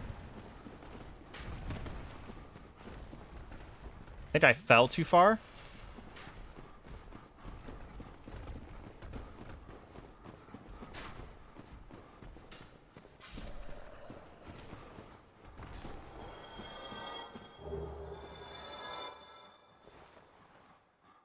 Does that lead to the ash tree area? I didn't know that that was there. That's very cool if that does.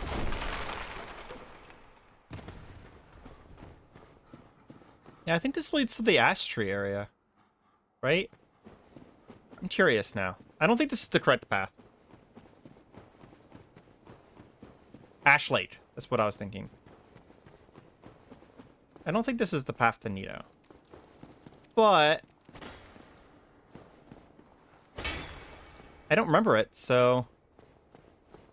Unless it is the path to Nito, and the path to Nito just has a bunch of fancy stuff along the way. It might still be the path to Nito. Because there's the Bonapedes.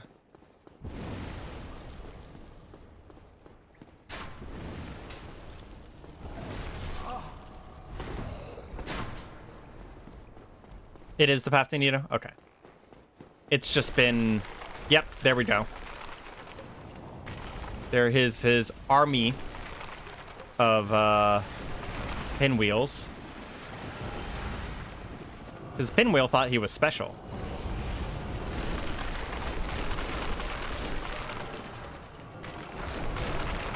We're gonna come over here. We're going to heal. Make sure that's not a secret wall. Nito, first try, no healing? Question mark?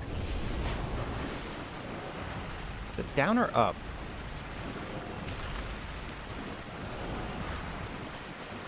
I don't remember. I think it's slightly up. You know what? Stop. How hard are those guys to get? Little baby skeletons. That's horrifying on a certain level. It's up. I remember where we are now.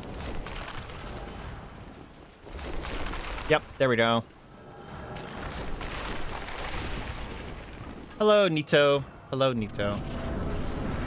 My favorite of the lords. Do we heal first? And we jump down first. God. What a jerks, by the way. Taking half of your HP and fall damage before a fucking boss fight. Proper Dark Souls-isms.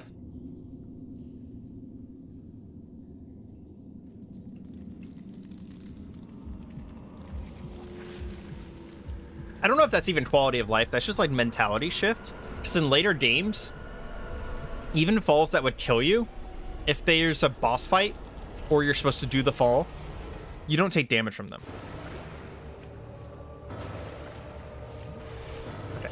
The biggest thing for this guy, in my opinion, is that his ads need to die.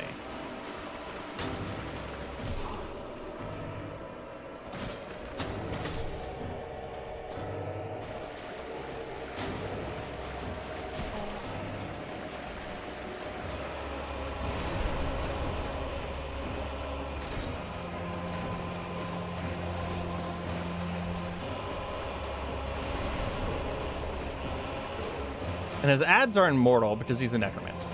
So that is Bright Scythe, I think.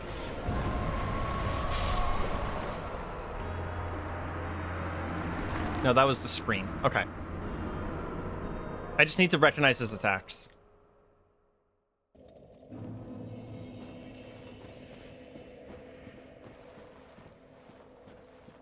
Oh, you know what I should do? I should kindle this fire so that I'm not sitting here with like literally no souls or no whatchamacallits. Estus flasks. There we go.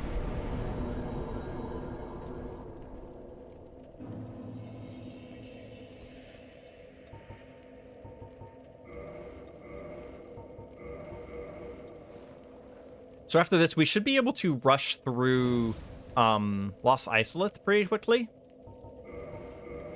The only issue is that you don't laugh at me on this one, guys. I don't remember how to... Oh, I remember now. As I was even thinking about it, I was about to say I don't remember how to get into Lost Isolith, and then I just realized that I do remember how to get into Lost Isolith. I have to go through where Twilight was. There. Okay, you're still trying to convince me to investigate your hole.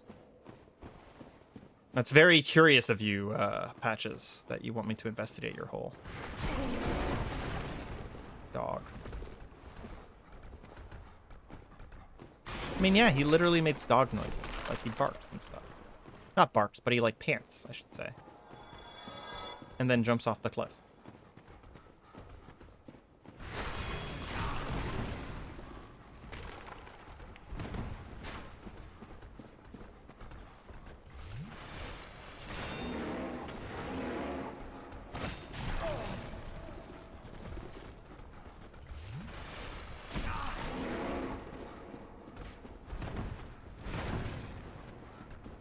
So I think we follow the right wall all the way down. I accidentally jumped instead of just dodging. And then here we go. We can heal here. Jump down here. There we go. Okay. I'm remembering how to run back to Nito. I'm remembering. I'm sorry, Areima, but that is not a dog. It's the size of a small car. Yeah, but there's treasure in that hole.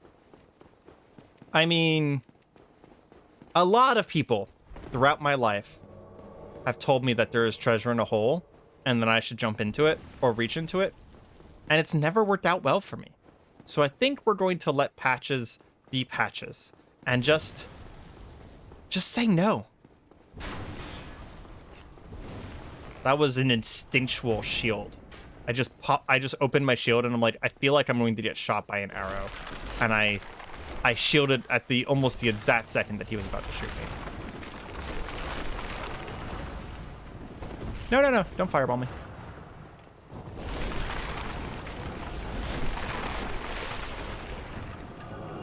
Fog gate.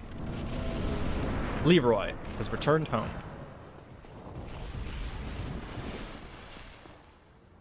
I did kindle this time, yes.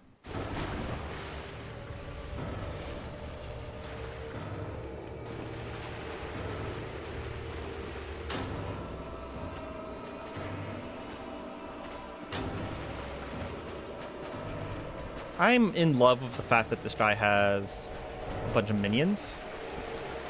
Slash not. I think his minions are immortal, right?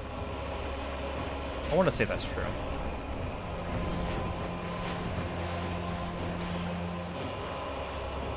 I will say, Gravelord Nito is my favorite design on a boss, but he's not my favorite boss to fight.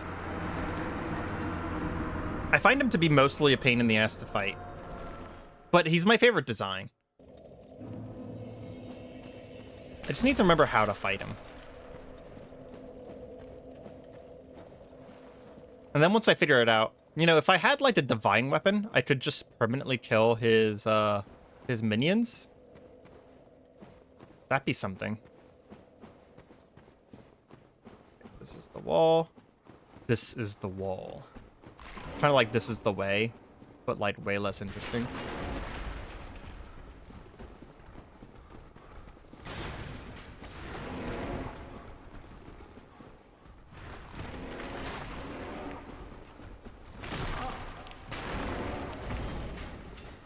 What? What? There's a bonfire closer to Nito. Oh, I didn't. I don't know if I care. This is a fairly easy run back. Actually, it's 3 humanity because I can go up to 15, and I'm not going to be getting more humanity this run. Pretty much at all. Because I'm not going to be farming anything. So there's no reason to do another bonfire. Appreciate the help, though. So I do forget this shit. There we go. That's the hole I was looking for.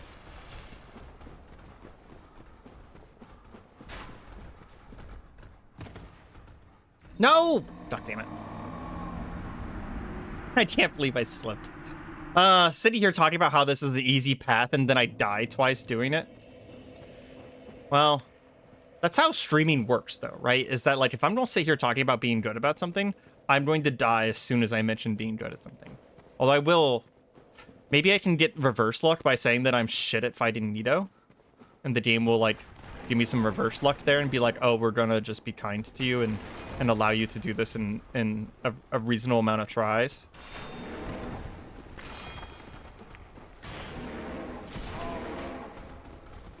It'd be really nice of the game to let me do this in a reasonable amount of tries.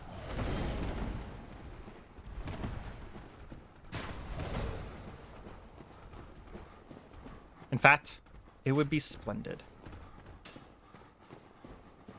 Okay, here's this. And then there's this nice little message that someone left here for the hole. If you need it, it's next to the sickly dogs to the left. Okay, good to know. If it's just next to the dogs to the left, then that's not actually really closer, right? That, like... That... I understand what you're saying, but, like, that's only a few feet. And that's not the part of the journey that's a problem for me. Now, I will say that if it was down here, past the centipedes, I would consider it. Which lords are left? I've only killed Seath yet. We kind of murdered Seath really quickly because he's a pushover. We did Seath first because I knew he was the easiest. We're doing Nito second because he was the easiest to get to after this. Izalith is like a whole area, right? Izalith is going to take a long time. Okay. Do I have anything I can, like... That's lightning. I don't think I have a way to make my weapon holy. I heard this, the call out for the greatsword. I heard the scream, but there was like nothing I could do about that.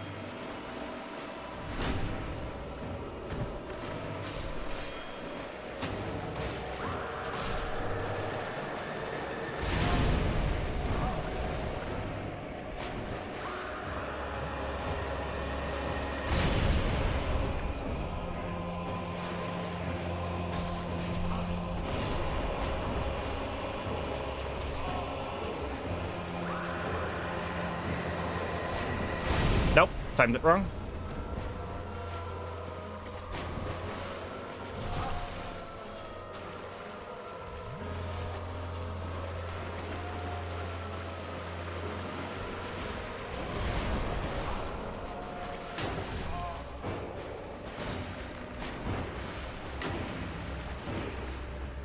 there's the thing. I think we just get away from him, right? Yeah, we just get away from him. That's a super? No. That's just the normal one?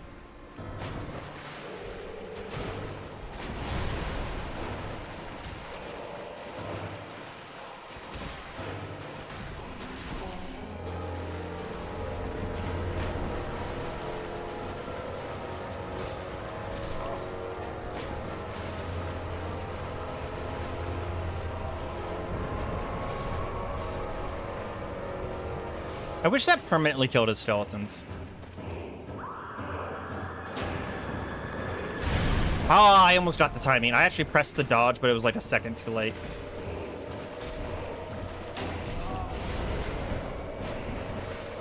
It's just Gravelord Nito himself is kind of a pushover. Skeletons are the real problem. Grab attack. Okay, that's his super. Get away.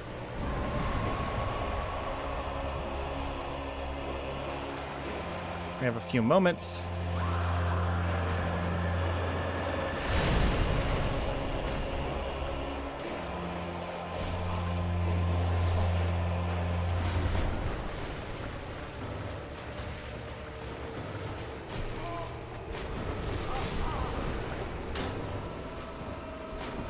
Having 10 ads is definitely really fun.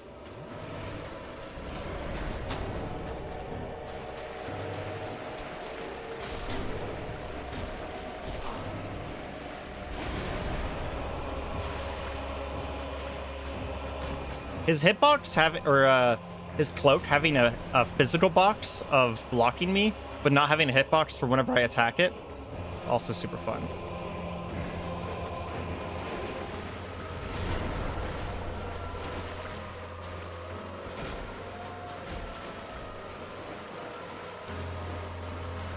Okay, that's a super. I don't want to walk so far over here that we activate the giants. He's doing it again? What the fuck? Oh my god, I survived it.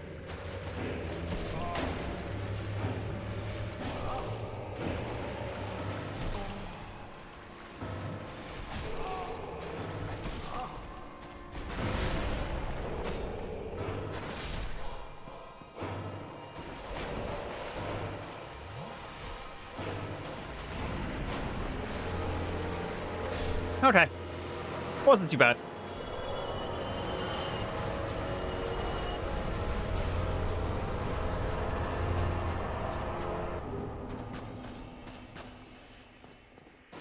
Not too bad at all. Tiny bit annoying, but not the worst. Better Chaos is going to be an absolute pushover. Do I have a thing for that? No. Okay. We've already killed Quelaag, so we just have to get through Lost Izalith.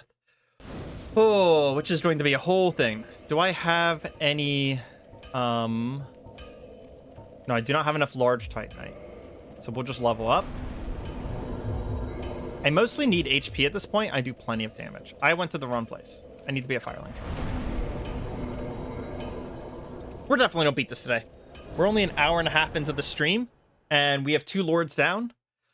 Oh, I'm not looking forward to 4 games, though. I'm just gonna say it right ahead of time. I am not looking forward to 4 games. That is going to be a mess. I wish I was a lot stronger for that. An absolutely lot stronger for that.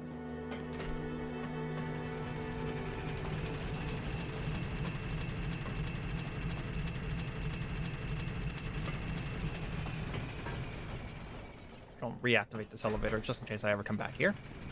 And we're going to head down to Lost Izalith. So it's going to be Blighttown into this kind of like back part of Blighttown. I don't think I have the right stuff to skip Seath. Sorry, not to skip Seath. What's his name? to skip ceaseless. I think I need a bunch of fire resist or something like that to skip ceaseless. So we might just kill ceaseless. It gets me a bunch of souls anyways, right? And there's a bonfire right before him, so it's not really that much of a waste of time to do it. No, I hate that jump right there. That jump right there is a pain in the butt. I probably shouldn't be doing it. There's another way down right next to where I'm jumping, but I'm greedy for the speed, and now I'm wasting all this time. Yeah, I should stop doing the hype jumps. It's not even hype. It's just, oh, okay. Let's do this correctly.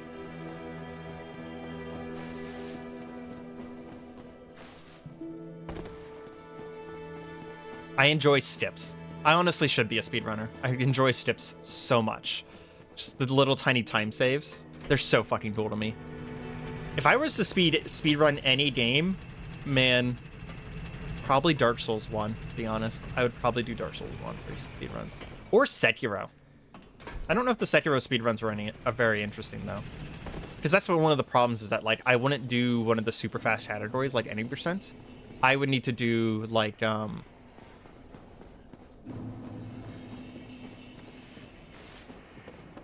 I've actually already lit the bonfire.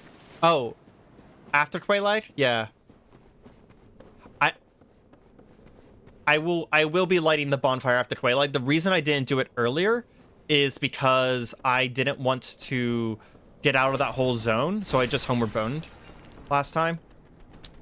To be honest, I never remember which bonfires can be teleported to. So if that's one of the bonfires that can be teleported to, that was just an honest mistake, because I did not remember that you could teleport to that bonfire. Just go down the ladder, dummy. There's a ladder right there. You don't have to do skips every time.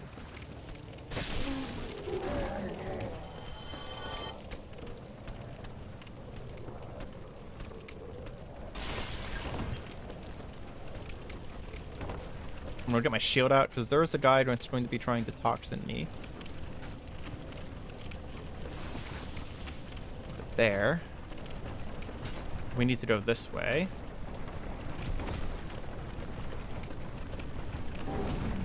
And then down one more time.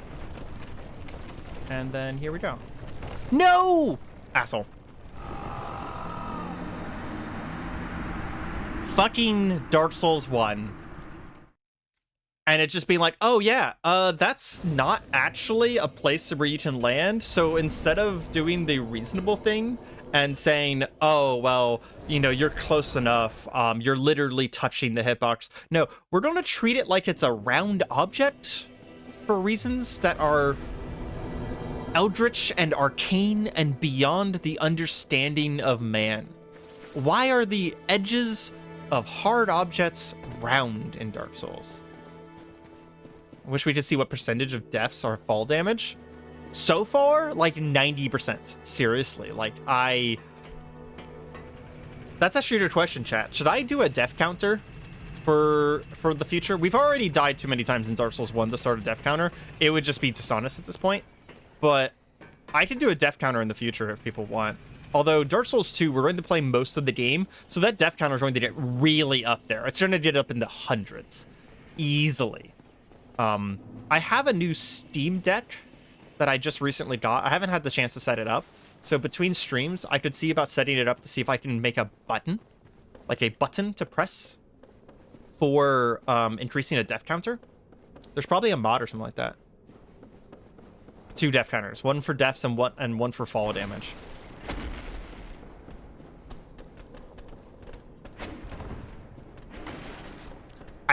I might do that. It might get the screen to be a little busy to constantly have like deaths and then falls.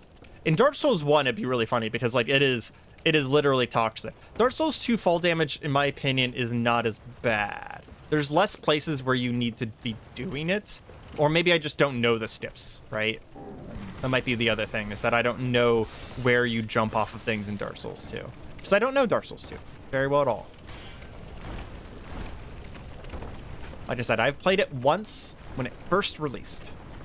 And I played a little bit of the first DLC, and then that's it. We're going to stand right here. We're going to perfectly calmly drop down. Jesus Christ. Just add a death counter now and add 100 to it. I think I've only died, like, I would guess 20 to 30 times. Maybe a little bit more. Okay. As much as I hate to do it, in case something insane happens in the next 10 seconds, I am going to grab this bonfire. Because who knows? Maybe I trip and fall off a ledge on flat ground. So we're just gonna grab this bonfire. Just for my sanity. That's what this is, a sanity bonfire. Oh my god, that is the most amazing message ever. Hold on, I need to upvote this message. Bonfire ahead. How do I vote? Oh, I can't vote? That's weird. Is that? I don't care enough. I wish more games had a stat window similar to Minecraft one. Oh, I've actually seen recently, because I don't play a lot of Minecraft myself, but I recently saw the Minecraft stats window that you're talking about. That's wild. I actually would like stuff like that more often. So the Minecraft stats window, if anyone doesn't know, it counts insane things. Like, it counts how many times you've opened certain types of chests. It counts how many times you've put down or broken an anvil, specifically. Like, you can find every single individual thing you've ever done, how many steps you've taken, right? And it counts it for the server, right? So, like, it counts literally everything, and it's such a needless feature, but I will agree with chat in saying that it's truly wonderful, because you can just have... The video I watched was a Hermitcraft video where Grian, Scar, and I think Impulse were comparing... They were, like, taking bets on who thought they were going to have the most of a particular stat. And some of them were insane. Like, how many times have you used a forging table? And I was just like... I remember listening to the video, I'm like, what the fuck is a forging table? And then they'd used it, like, 2 or 3 times total each. And I'm like, okay, well, that makes me feel a little bit better. I don't have the ring necessary to join this covenant, but this is my favorite covenant in the game. One right nearby here. I don't remember where the bonfire is. Oh, the bonfire's out here. The bonfire's out here. Stacked poker. Minecraft has some baller devs sometimes. Yeah, from what I understand, that is very true. So behind on Hermitcraft. Yeah, I haven't watched almost any of the new season. I stayed up on Hermitcraft for like 2 weeks watching Grian and Impulse, who are probably inarguably my favorites. Hard to argue my favorites. I like Grian the most. He speaks to my soul. But I like the things that Impulse does, because Impulse makes like interesting traps or contraptions, and he makes things with redstone that I don't know how to do, which makes it very interesting to me, because it's just like, this is knowledge that I do not have and will never have. Okay. If I was going to try and do the roll thing, where am I going? Am I going all the way over there? Can I do this? No, I can't do this. Okay. There's a thing you have to do in order to do this, and I don't remember what it is. There's a skip.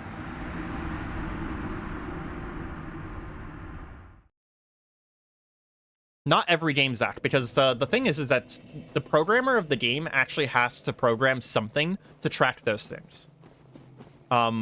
Games don't just automatically track how many chests you've opened, unless you've told the game to track that. So the fact that they added trackers that add to a game file somewhere the exact number of every single thing that you've done, generally speaking, that's the thing that you have to add, right? Like, that's a feature. So the fact that they went in and added a feature, I don't have to defeat Ceaseless. There's a skip. I just don't remember where it is kind of like really fun and impressive. And that's what we're talking about, is that they went through and added all of that and then made it accessible to the player. There's a skip for Ceaseless. I just don't remember where it is right now.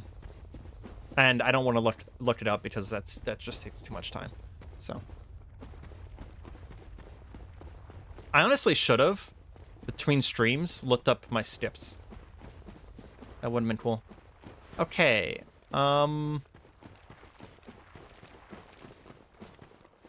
This is generally a pretty good place to fight him.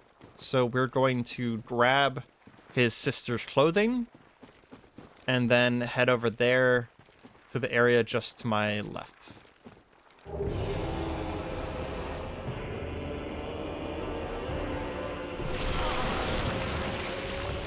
I didn't know he did that.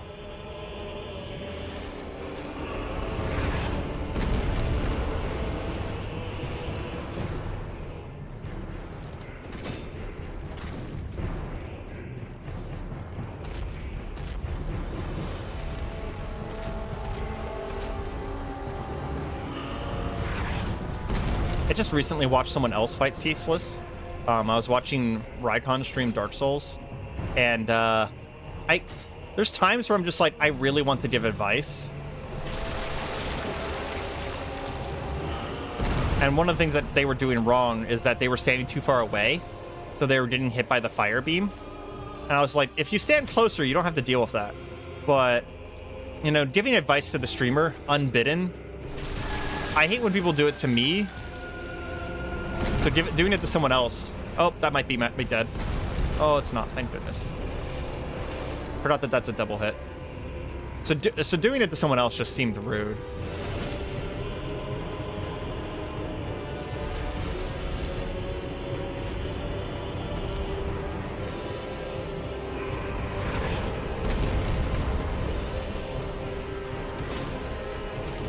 I don't remember how, Azael. I'm just killing him.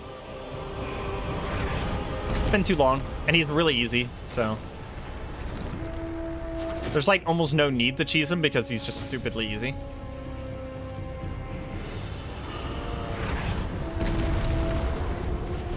Just run. Boring, then. I know what you're talking about. You're talking about the one where you get him to fall off a ledge. Yeah.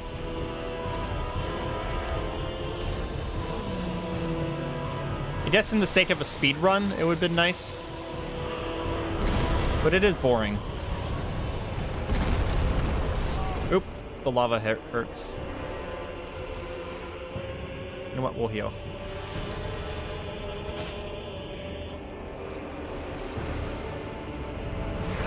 That's the attack I want. Thanks, babe.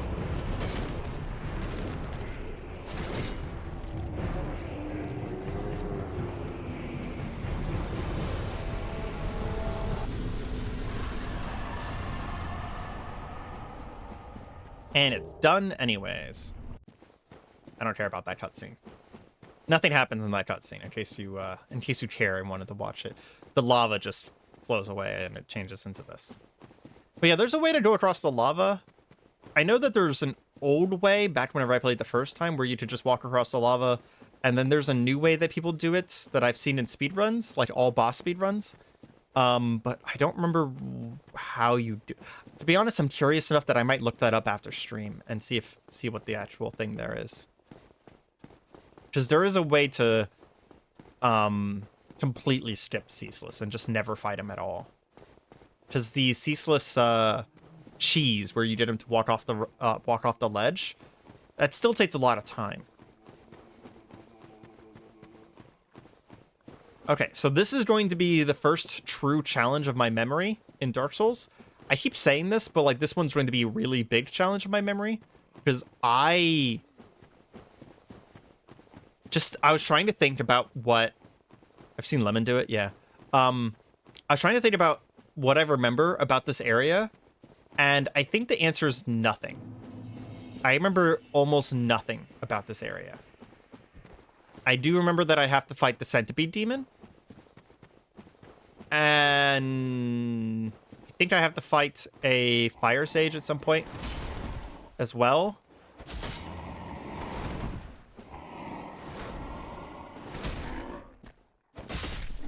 But that's all we got. Yep. Head empty except for that. So, yeah. We're going to see if we can find our way through here in a reasonable amount of tries because I don't know where we're going. If I remember correctly, though, this area is generally linear. It's, like, generally straightforward. Okay. It looks like I should be able to jump down here and avoid all of those demons.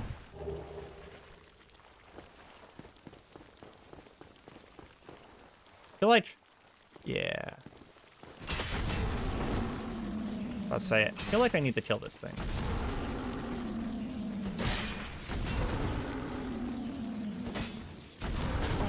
Oh my gosh, he does so much damage.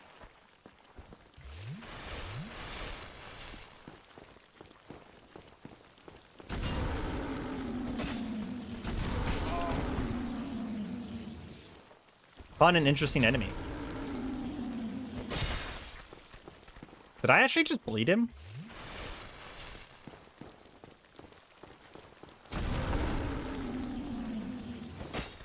Glad he's not consistent about when he attacks.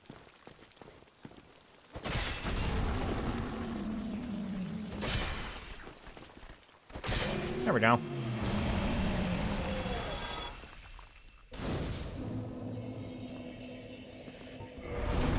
Okay. At this point, just damage, I think? Just damage. I might get more stamina at some point as well. But I think damage is good enough.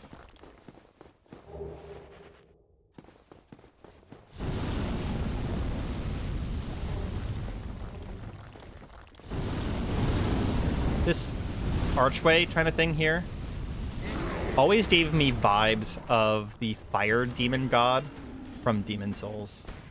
Like, it definitely feels like we're going to the same place. Then...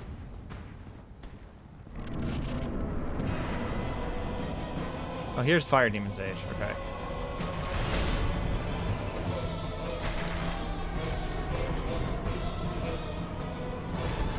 Oh, he doesn't do fire. Okay. For a second, I thought that he did fire on his butt stomp. That's where the fire is. Okay.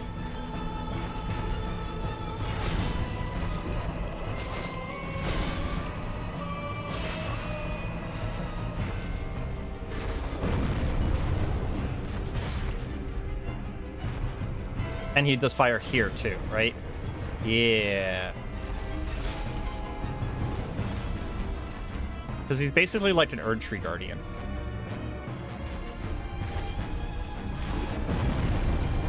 Damn it. So big!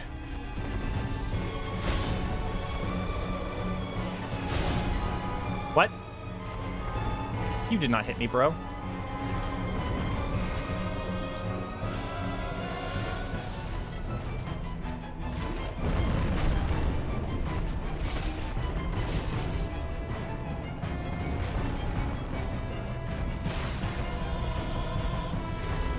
This guy has very little bleed resist. It's the first enemy I've seen that we're bleeding consistently.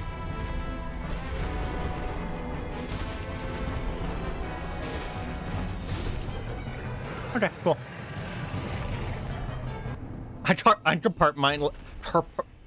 Wow, compartmentalized, lost Izalith just like the rest of us. Yeah, I think you're not wrong. I literally don't remember this place. So I'm going to get taken by surprise by a lot of the things we run into.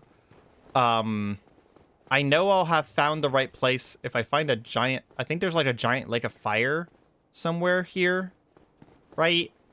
I think that's near the bottom. And then after that, there's like the bottom halves, a whole bunch of dragons. And yeah, I'm pulling memories out of my ass here.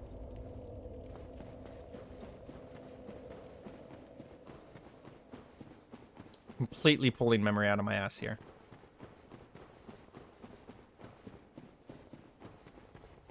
I was trying to think of something weird to talk about. Because, like, at the beginning of the stream, I was talking about Josh Stripe-Hayes and his amazing character creator playthrough of Morrowind. That was the only part of the playthrough that I actually cared a whole bunch about, is the character creator playthrough.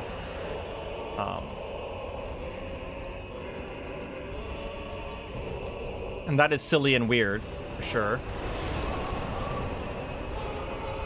Can't wait to fight this guy in Night Ring. Who all is interested in going to be excited for Night Rain here, out of curiosity. Yeah, this boss is really boring here, because he's kind of a pain in the ass.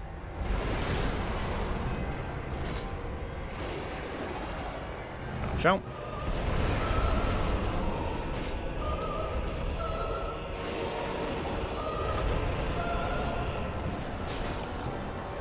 Whenever Night Rain comes out, I'm going to let you guys know ahead of time. I'm going to stream the fuck out of that. Like, I might be streaming every day for a few days. We're also talking about playing it multiplayer. You don't know what Night Rain is? It's the next FromSoft game that's coming out in about a month.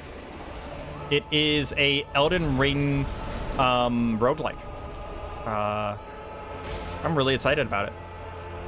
They're using a lot of the assets from Elden Ring and from other it's like kind of like it's one of their first B games. By that I mean, like, it's not the A team making it anymore, right? It's the A team is making another game.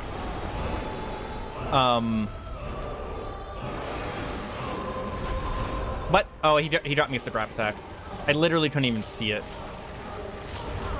We did manage to knock out of it though. But yeah, it is a repeat grab attack. You should go look up the trailers for it. It's actually super interesting. It's kind of like I wouldn't say extraction. It's definitely a roguelike though. Like, you have limited days, you have set characters that are kind of like heroes. They start with certain types of gear, and as you do the run, you get more gear, and you get like hyper level ups and stuff like that. By hyper levels ups, I mean like you still get EXP and level up like you do in Elden Ring, but you get the level up by just touching the bonfire with the correct amount of stuff, and you don't get to choose your stats. The stats are determined by the character you play.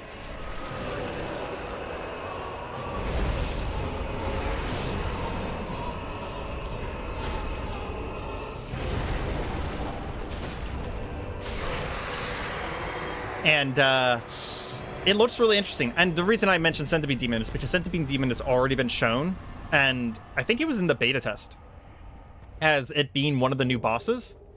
And the thing that I'm really excited about is that the Centipede Demon is like actually an interesting boss at that point in the game. Okay, now I can walk across this shit. Because he reduced the lava damage down to basically 0.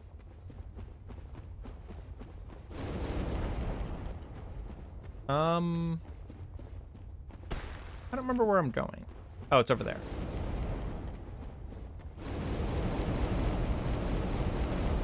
But yeah, there's a couple characters in Night Rain. Like, they've released 4 or 5 now. And I can't remember exact number.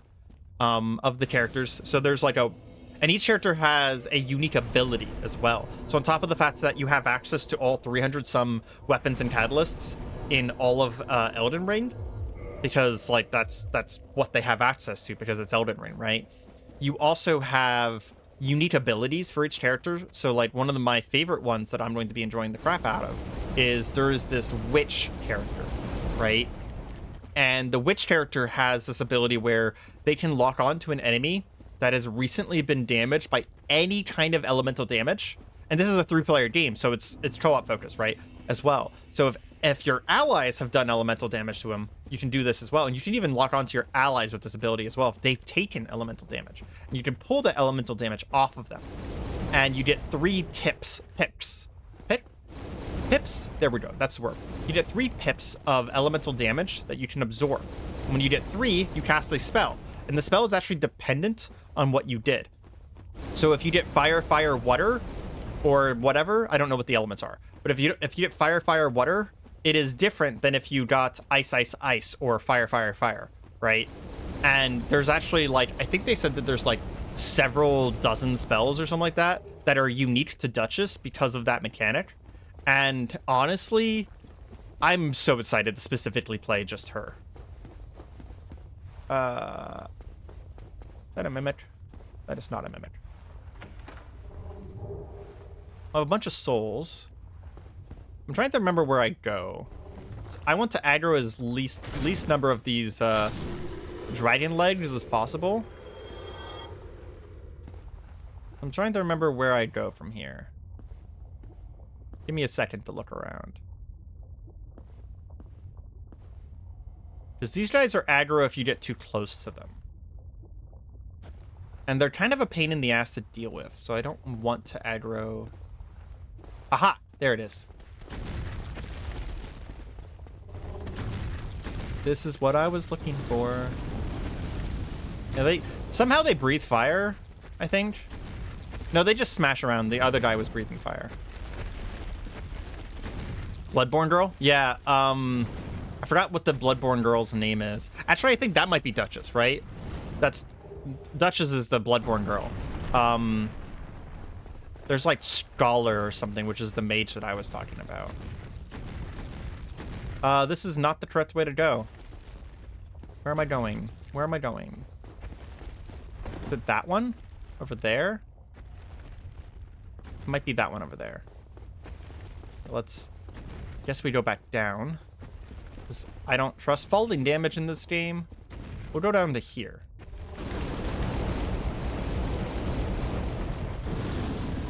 I think it's this one.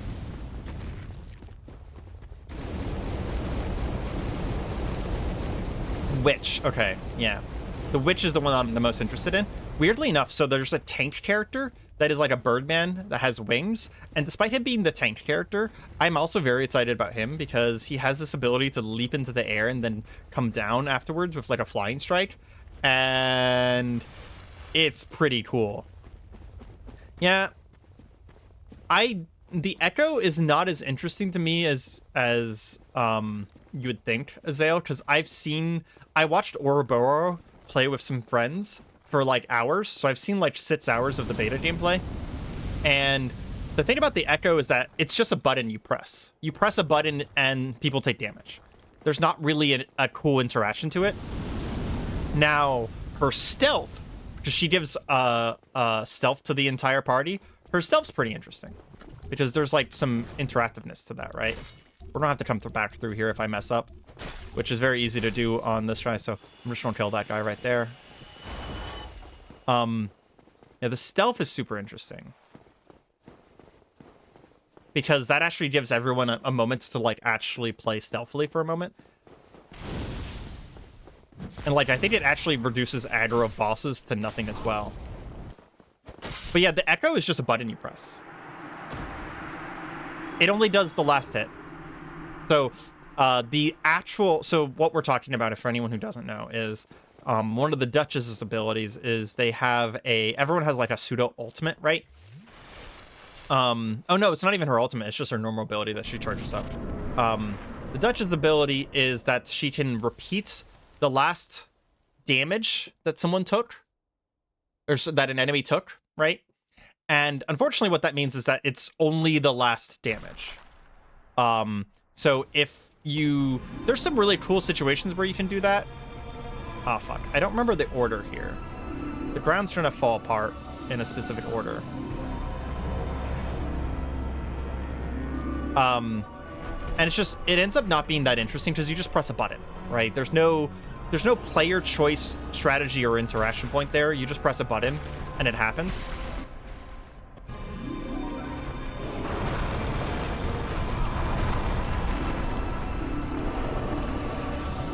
The only reason why I say that one's not that interesting.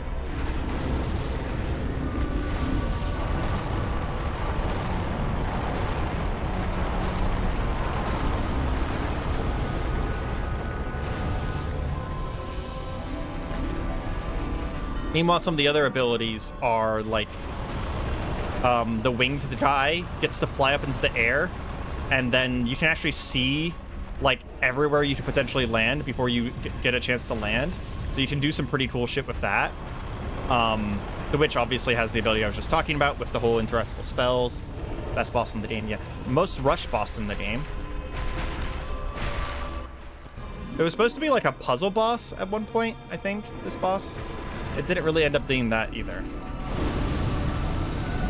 The worst part is this last part right here. Because This is, again, the whole Dark Souls hitboxes thing, right? There's a spot up ahead here that I'm going to have to jump down. If I get it wrong, I die. Oh, it doesn't matter that I actually didn't get it wrong. I actually got the correct spot to jump, and he sweeped me with his hands, so. We don't need to kindle our fire or anything like that. We should be able to do that just fine.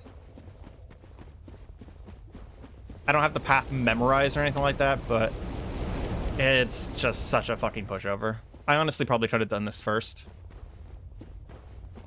For some reason, I was worried that Lost Izalith itself was going to be hard, like the enemies in it.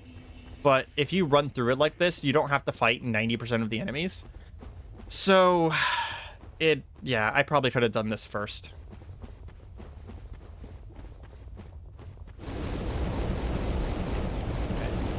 At least we know where we're going now.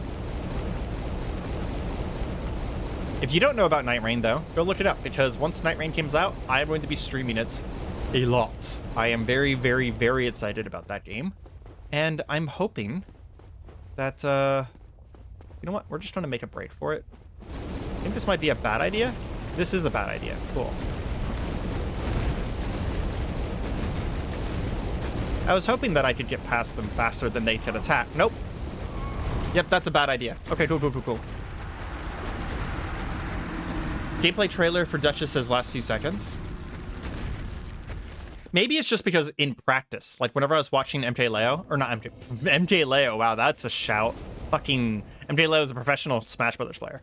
Whenever I was watching Ouroboros play, I only ever saw one attack because it creates like a phantom, right? It creates like an Elden Ring phantom, which repeats the last attack that hits an enemy. And sometimes that can be really, really cool, right? But sometimes it's just damage, right? Even if it is cool, it is just damage. Like you press a button and they take more damage. So you do have to time it after the last person used their big burst. But I don't know. Even as a person who likes big number damages, big number damage press one button is just not super interesting to me in any video game.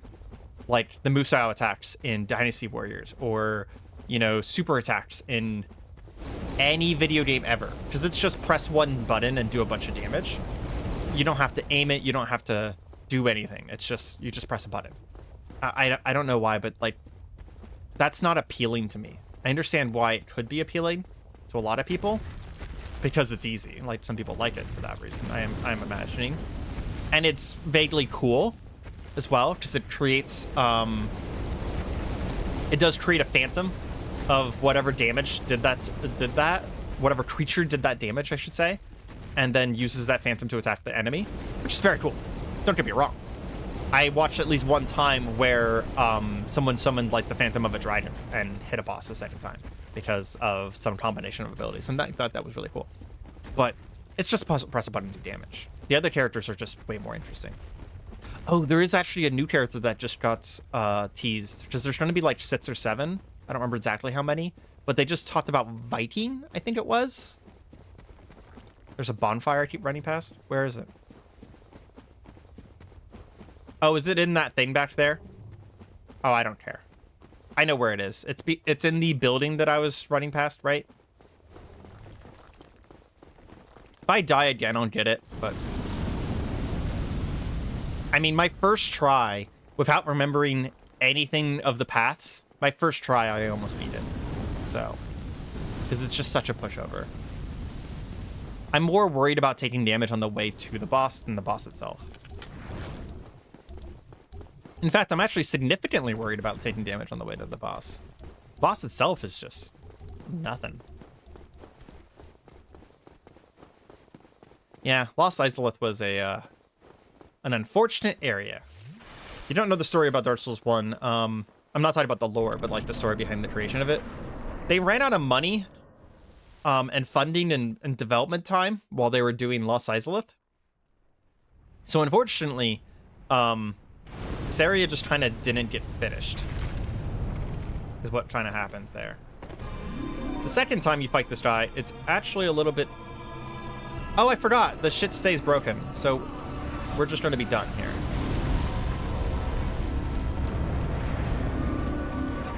Got it. Okay, so we're done. I forgot that the stuff stays broken.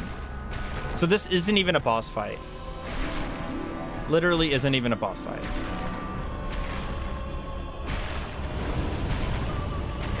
And then you hit this baby down here and everything dies.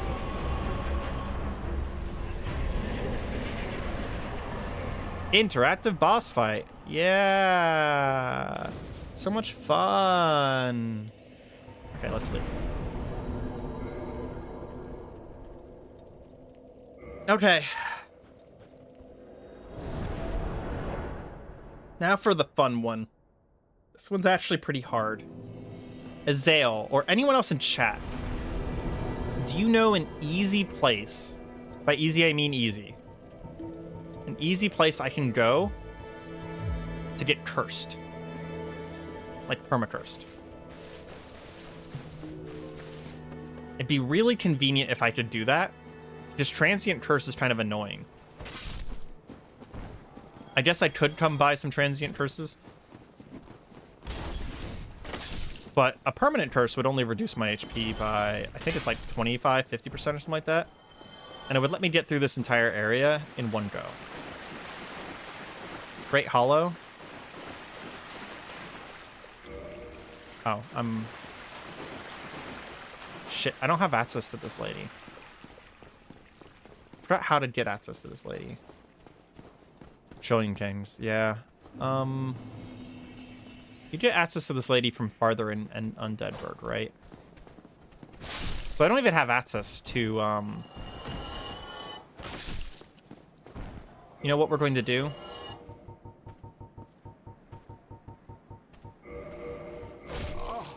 Excuse me. We're gonna do this last.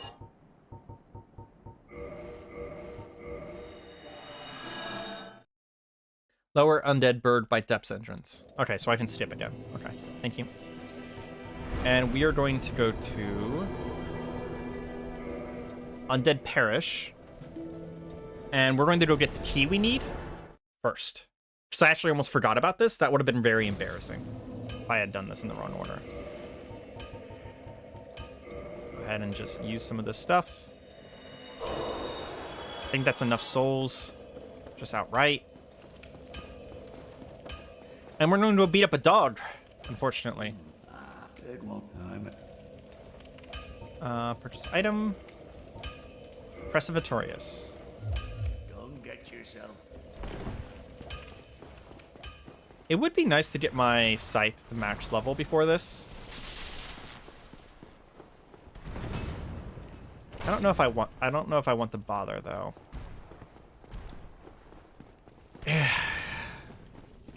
The Infinite Kings. This is the singular thing that I've been worried about this entire run, is killing this particular boss.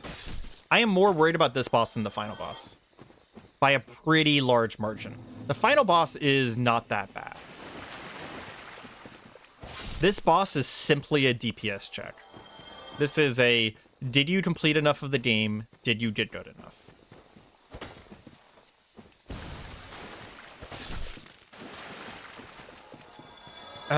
It's honestly, I don't know if I'm going to have the damage to DPS race him. New Night Rain character looks awesome. Are you talking about the Viking? Or whatever it's called? Or is there a new one?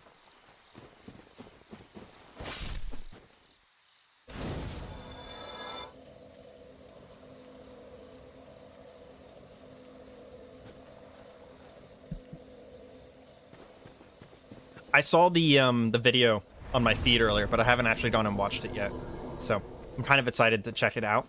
One of the things that makes it really interesting to me is that since they all have abilities, you know, they're going to interact with the existing mechanics of Elden Ring in unique ways, which is very cool.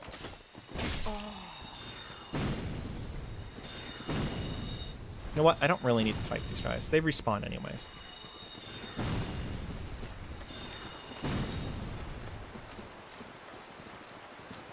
We're just going to run past all of the forest guardians. There's an actual archer class. Ooh. The archer is also going to be very interesting to me. I'm a huge fan of archers, and I actually played a lot of Elden Ring with archery because the archery in Elden Ring is so good. To be fair, it's only the Vikings ult that looks awesome. True. Probably. That's fair. I saw his design, and I wasn't super interested in the design, but since they all have unique abilities, there's a lot going on there that can be very interesting. Potentially. Very interesting. After we beat Sif here, I'm going to take a short break because I have been streaming for 2.5 hours, and I am going to get some food. Swing big stuff guy. I'm not surprised. I mean, he's literally the Viking, right?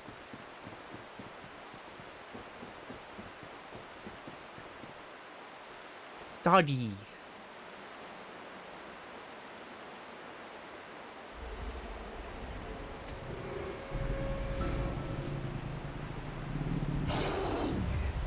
I wonder if Sif is canonically male or female.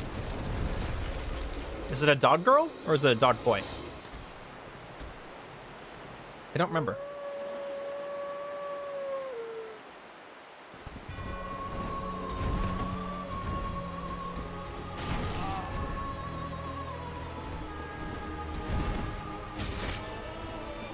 Should be vulnerable to bleed, though.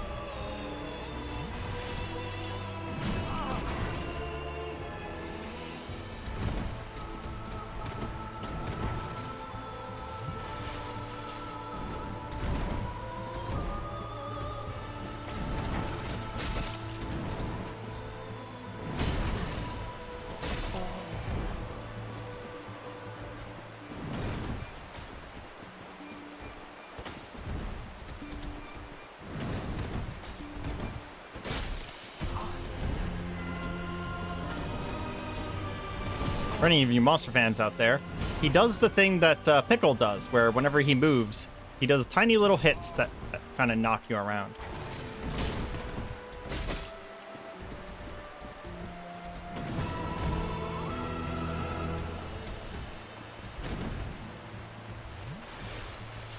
Just gotta take my time.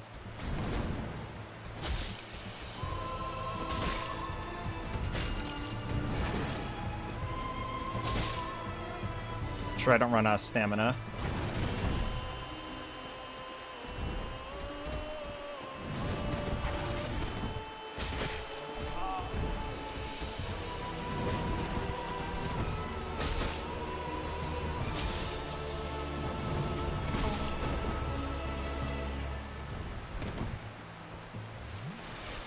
No balls.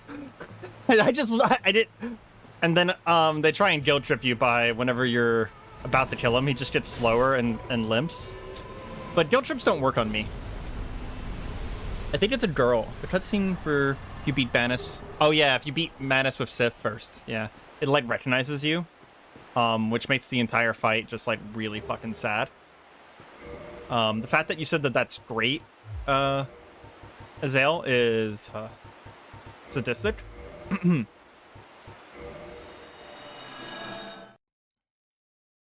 Yeah, the way she adjusts the blade in her mouth, like, this, in my opinion, was a direct lead up to Okami, right? In Okami, whenever you fight with a sword, it definitely gave me Sif vibes. Because I'm pretty sure this came out first by a fairly long margin, I wanted to say. Yeah. Okay, so we're going to go back to Firelane Shrine, and then I'm going to go find a snack in my kitchen real quick. I have these nice little protein bars. So I'm going to we'll get one of those, and we'll be right back. I guess I don't actually have to sit down at the fire. I wish there was like an auto rotate I could turn on where it would just like slowly rotate the screen.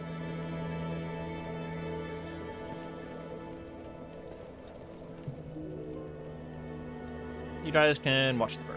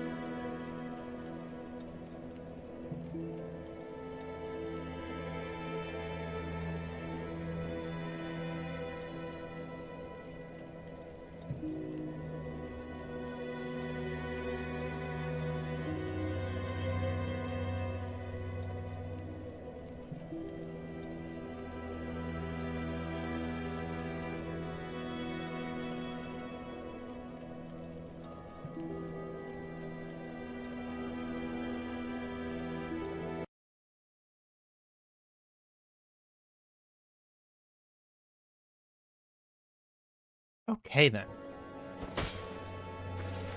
So, I'm back.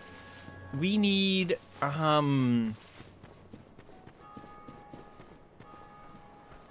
here's a question. Do I actually even need Transient Curse? I just thought about that. Transient Curse, if you're not familiar with Dark Souls 1, allows you to fight ghosts in the next area.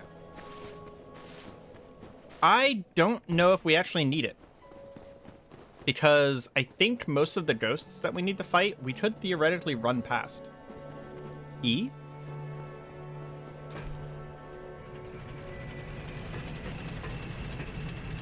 What's the E for?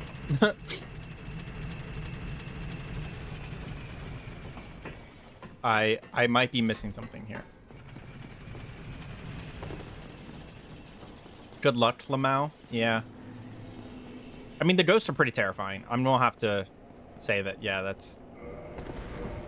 It's not the greatest idea for me to be doing it this way. Because they do shit tons of damage.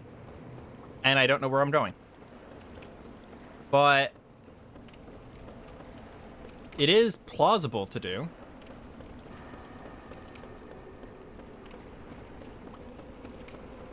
It is definitely plausible. So those are the ghosts. They can hurt me, but I can't hurt them. Not without the Transient Curse. I also can hurt them permanently with specific weapons, and if I get myself permacursed, I can hurt them as well. Oh my god, there's so many of them!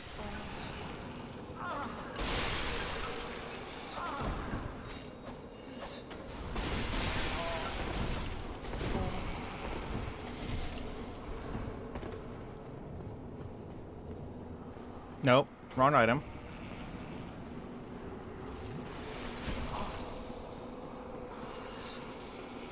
Am I going the wrong way? It'd be really unfortunate if I was going the wrong way.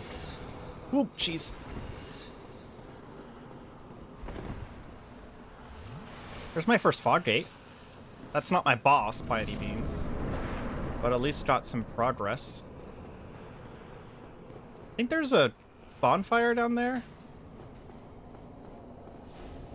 I know there's a bonfire in the second half of this area somewhere.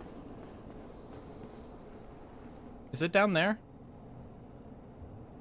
They have wall hacks? Yeah, pretty much.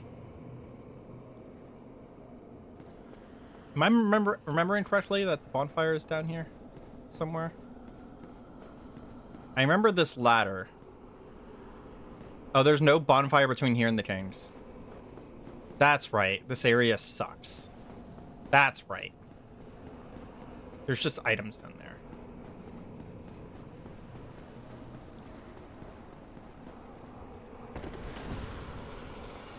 I remember what I need to be doing, but I don't remember how to get there.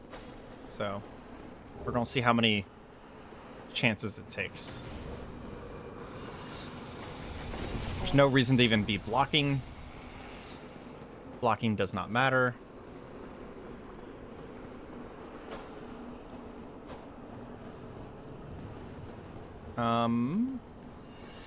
That's the wrong way. I have come back to the wrong way.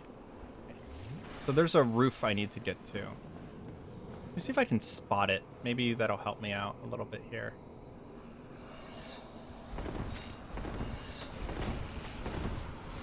Woo! That was really close. Maybe this way? Is this the way I just went a second ago? Yes, it was. Here we go. Hopefully they don't kill me off the ladder.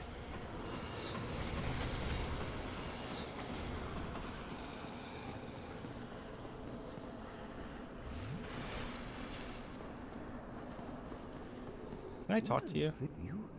I know you see this. Yeah, there we go. Key to the seal. Okay. Use this key to open the darker party of And the floodgate is like right over there, I think. No, it's over there. Okay, so I need to get over there now. How does one... do that. Isn't there a way that I can get down there from here? Yo, mass murderer. Yeah, that guy is one of the inarguably evil people of this world. This guy right here followed the command of Gwyn, who is King of the Gods, in order to murder this entire town because there's a darkness that was spreading between them, a corruption, a plague, essentially, a magical plague that was spreading between them. And they were like, hey, drown them, and maybe we can just get rid of this before it gets too bad. And it didn't work, so they tried to drown them for no reason. So that's nice. Fun times, fun times. Once we get to the end of this region, you'll see kind of the byproduct of that decision. Oh, here it is.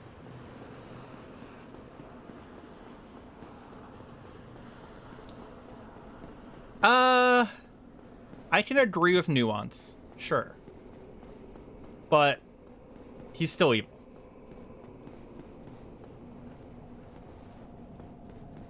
I have somehow gone the wrong way.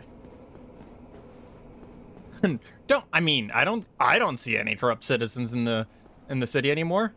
True. Contraption does not move because that's the elevator. Is it down? It might be down. Key to the seal. There we go. We're gonna let this cutscene play because it's actually very cool. No, not the 14's influence. They did it to stop the influence of Manus, which was basically, I forgot what the actual proper term for it is, but basically the seal of the dark, right? And no, it didn't stop it because the dark. The whole reason that this game is even happening is because the dark continued to seep in and cursed all of humanity to become hollow, and is now the reason why our main character is going and murdering all of the gods. So it didn't work. It just led to, it was an immediate tragedy that postponed a long-term tragedy. That's all it did. So there is actually an alternate path now that I've opened this thing. There's an alternate path through this entire area, but this right here is the boss fight. So. Okay. We have to equip this ring that we got. This is the last hard boss in the game. This is the last hard boss in the game. I'm going in with 5 Estus Flasks. Whew. I have before jumped off these upper ledges and accidentally hit a lower ledge and died because of the Dark Souls parkour. So we're not going to jump off of an upper ledge. Although you technically can. You can technically jump off the very, very, very top. Because the place where we're going has no falling damage. Okay, so this is what streams are for, right? I am going to be grinding my face against this boss. I'm just letting you guys know ahead of time. There is no way in 17 Hells we're going to beat this guy on our first try.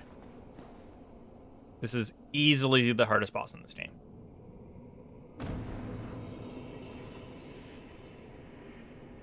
Cool fucking arena, though. Where is he? Over there.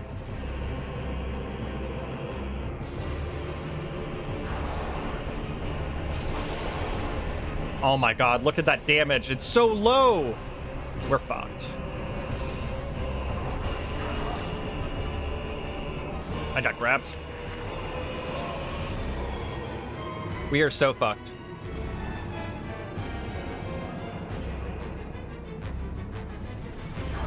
Yeah, the Azale actually has a point, is that this arena, despite being kind of lore cool, in gameplay wise it's kind of annoying because there is actually limits to the arenas. And they're hidden by it being invisible. Okay, we killed a king before the next one managed to hit us. We might actually have enough damage to damage race this.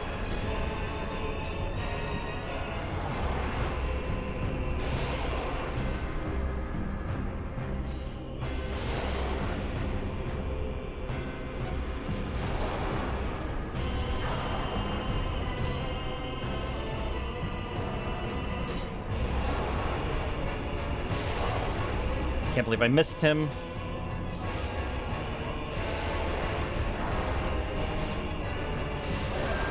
Okay. Okay. Guys, we're winning the damage race.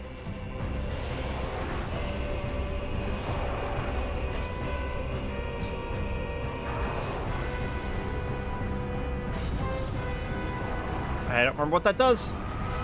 I just assumed it was an explosion. That's the grab attack. It's an explosion. Yeah, they're getting new attacks because of it being essentially like half HP. New one just spawned.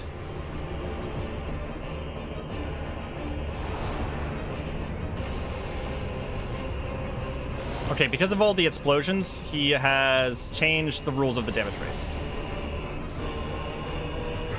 This is about to get really bad.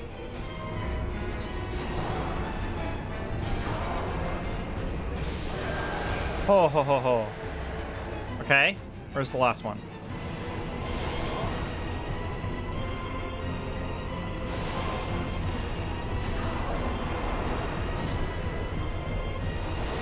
Oh, cool.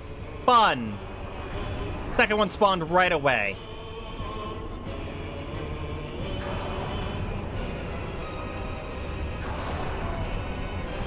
Yeah, we're dead. We're dead.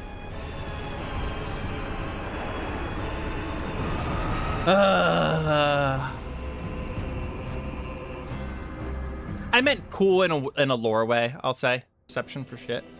That's funny.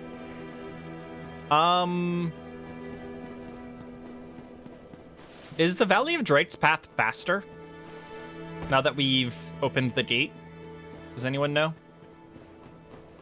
Is it faster or slower?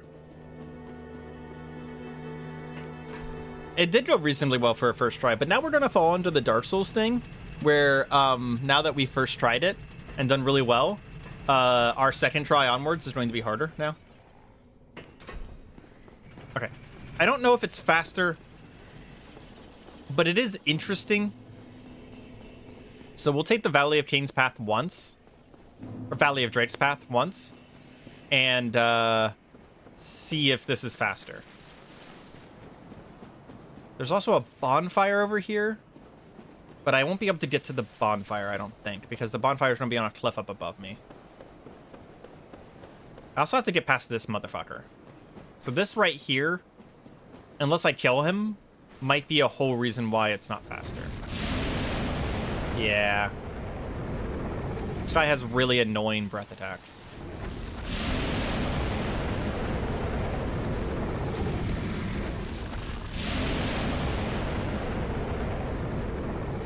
This is faster? Okay. Need to pull out my shield, because there is one Drake over here that is nearly impossible to run past. He almost always moves in a way that is annoying. Oh, he didn't. Thank you. Thank you for being generous and kind. Can I get to the bonfire?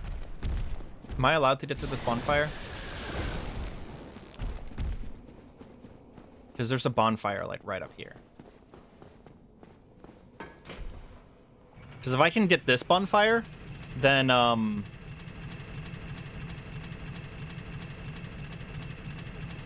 we don't have to go back to the Firelink Shrine every time. I think it's, like, right here. Yeah, this is faster then. Cool, cool, cool. Bonfire gets. I'm going to... I don't trust myself to be able to do this, so we are going to full kindle this fire, because we gotta be as strong as possible here.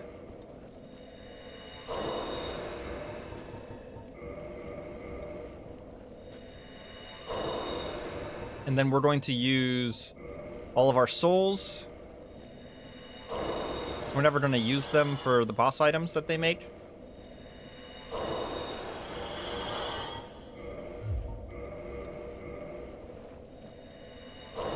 And we're going to level up as much as possible.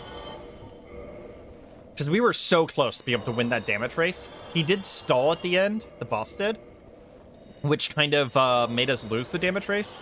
but the fact that we were so close gives me hope.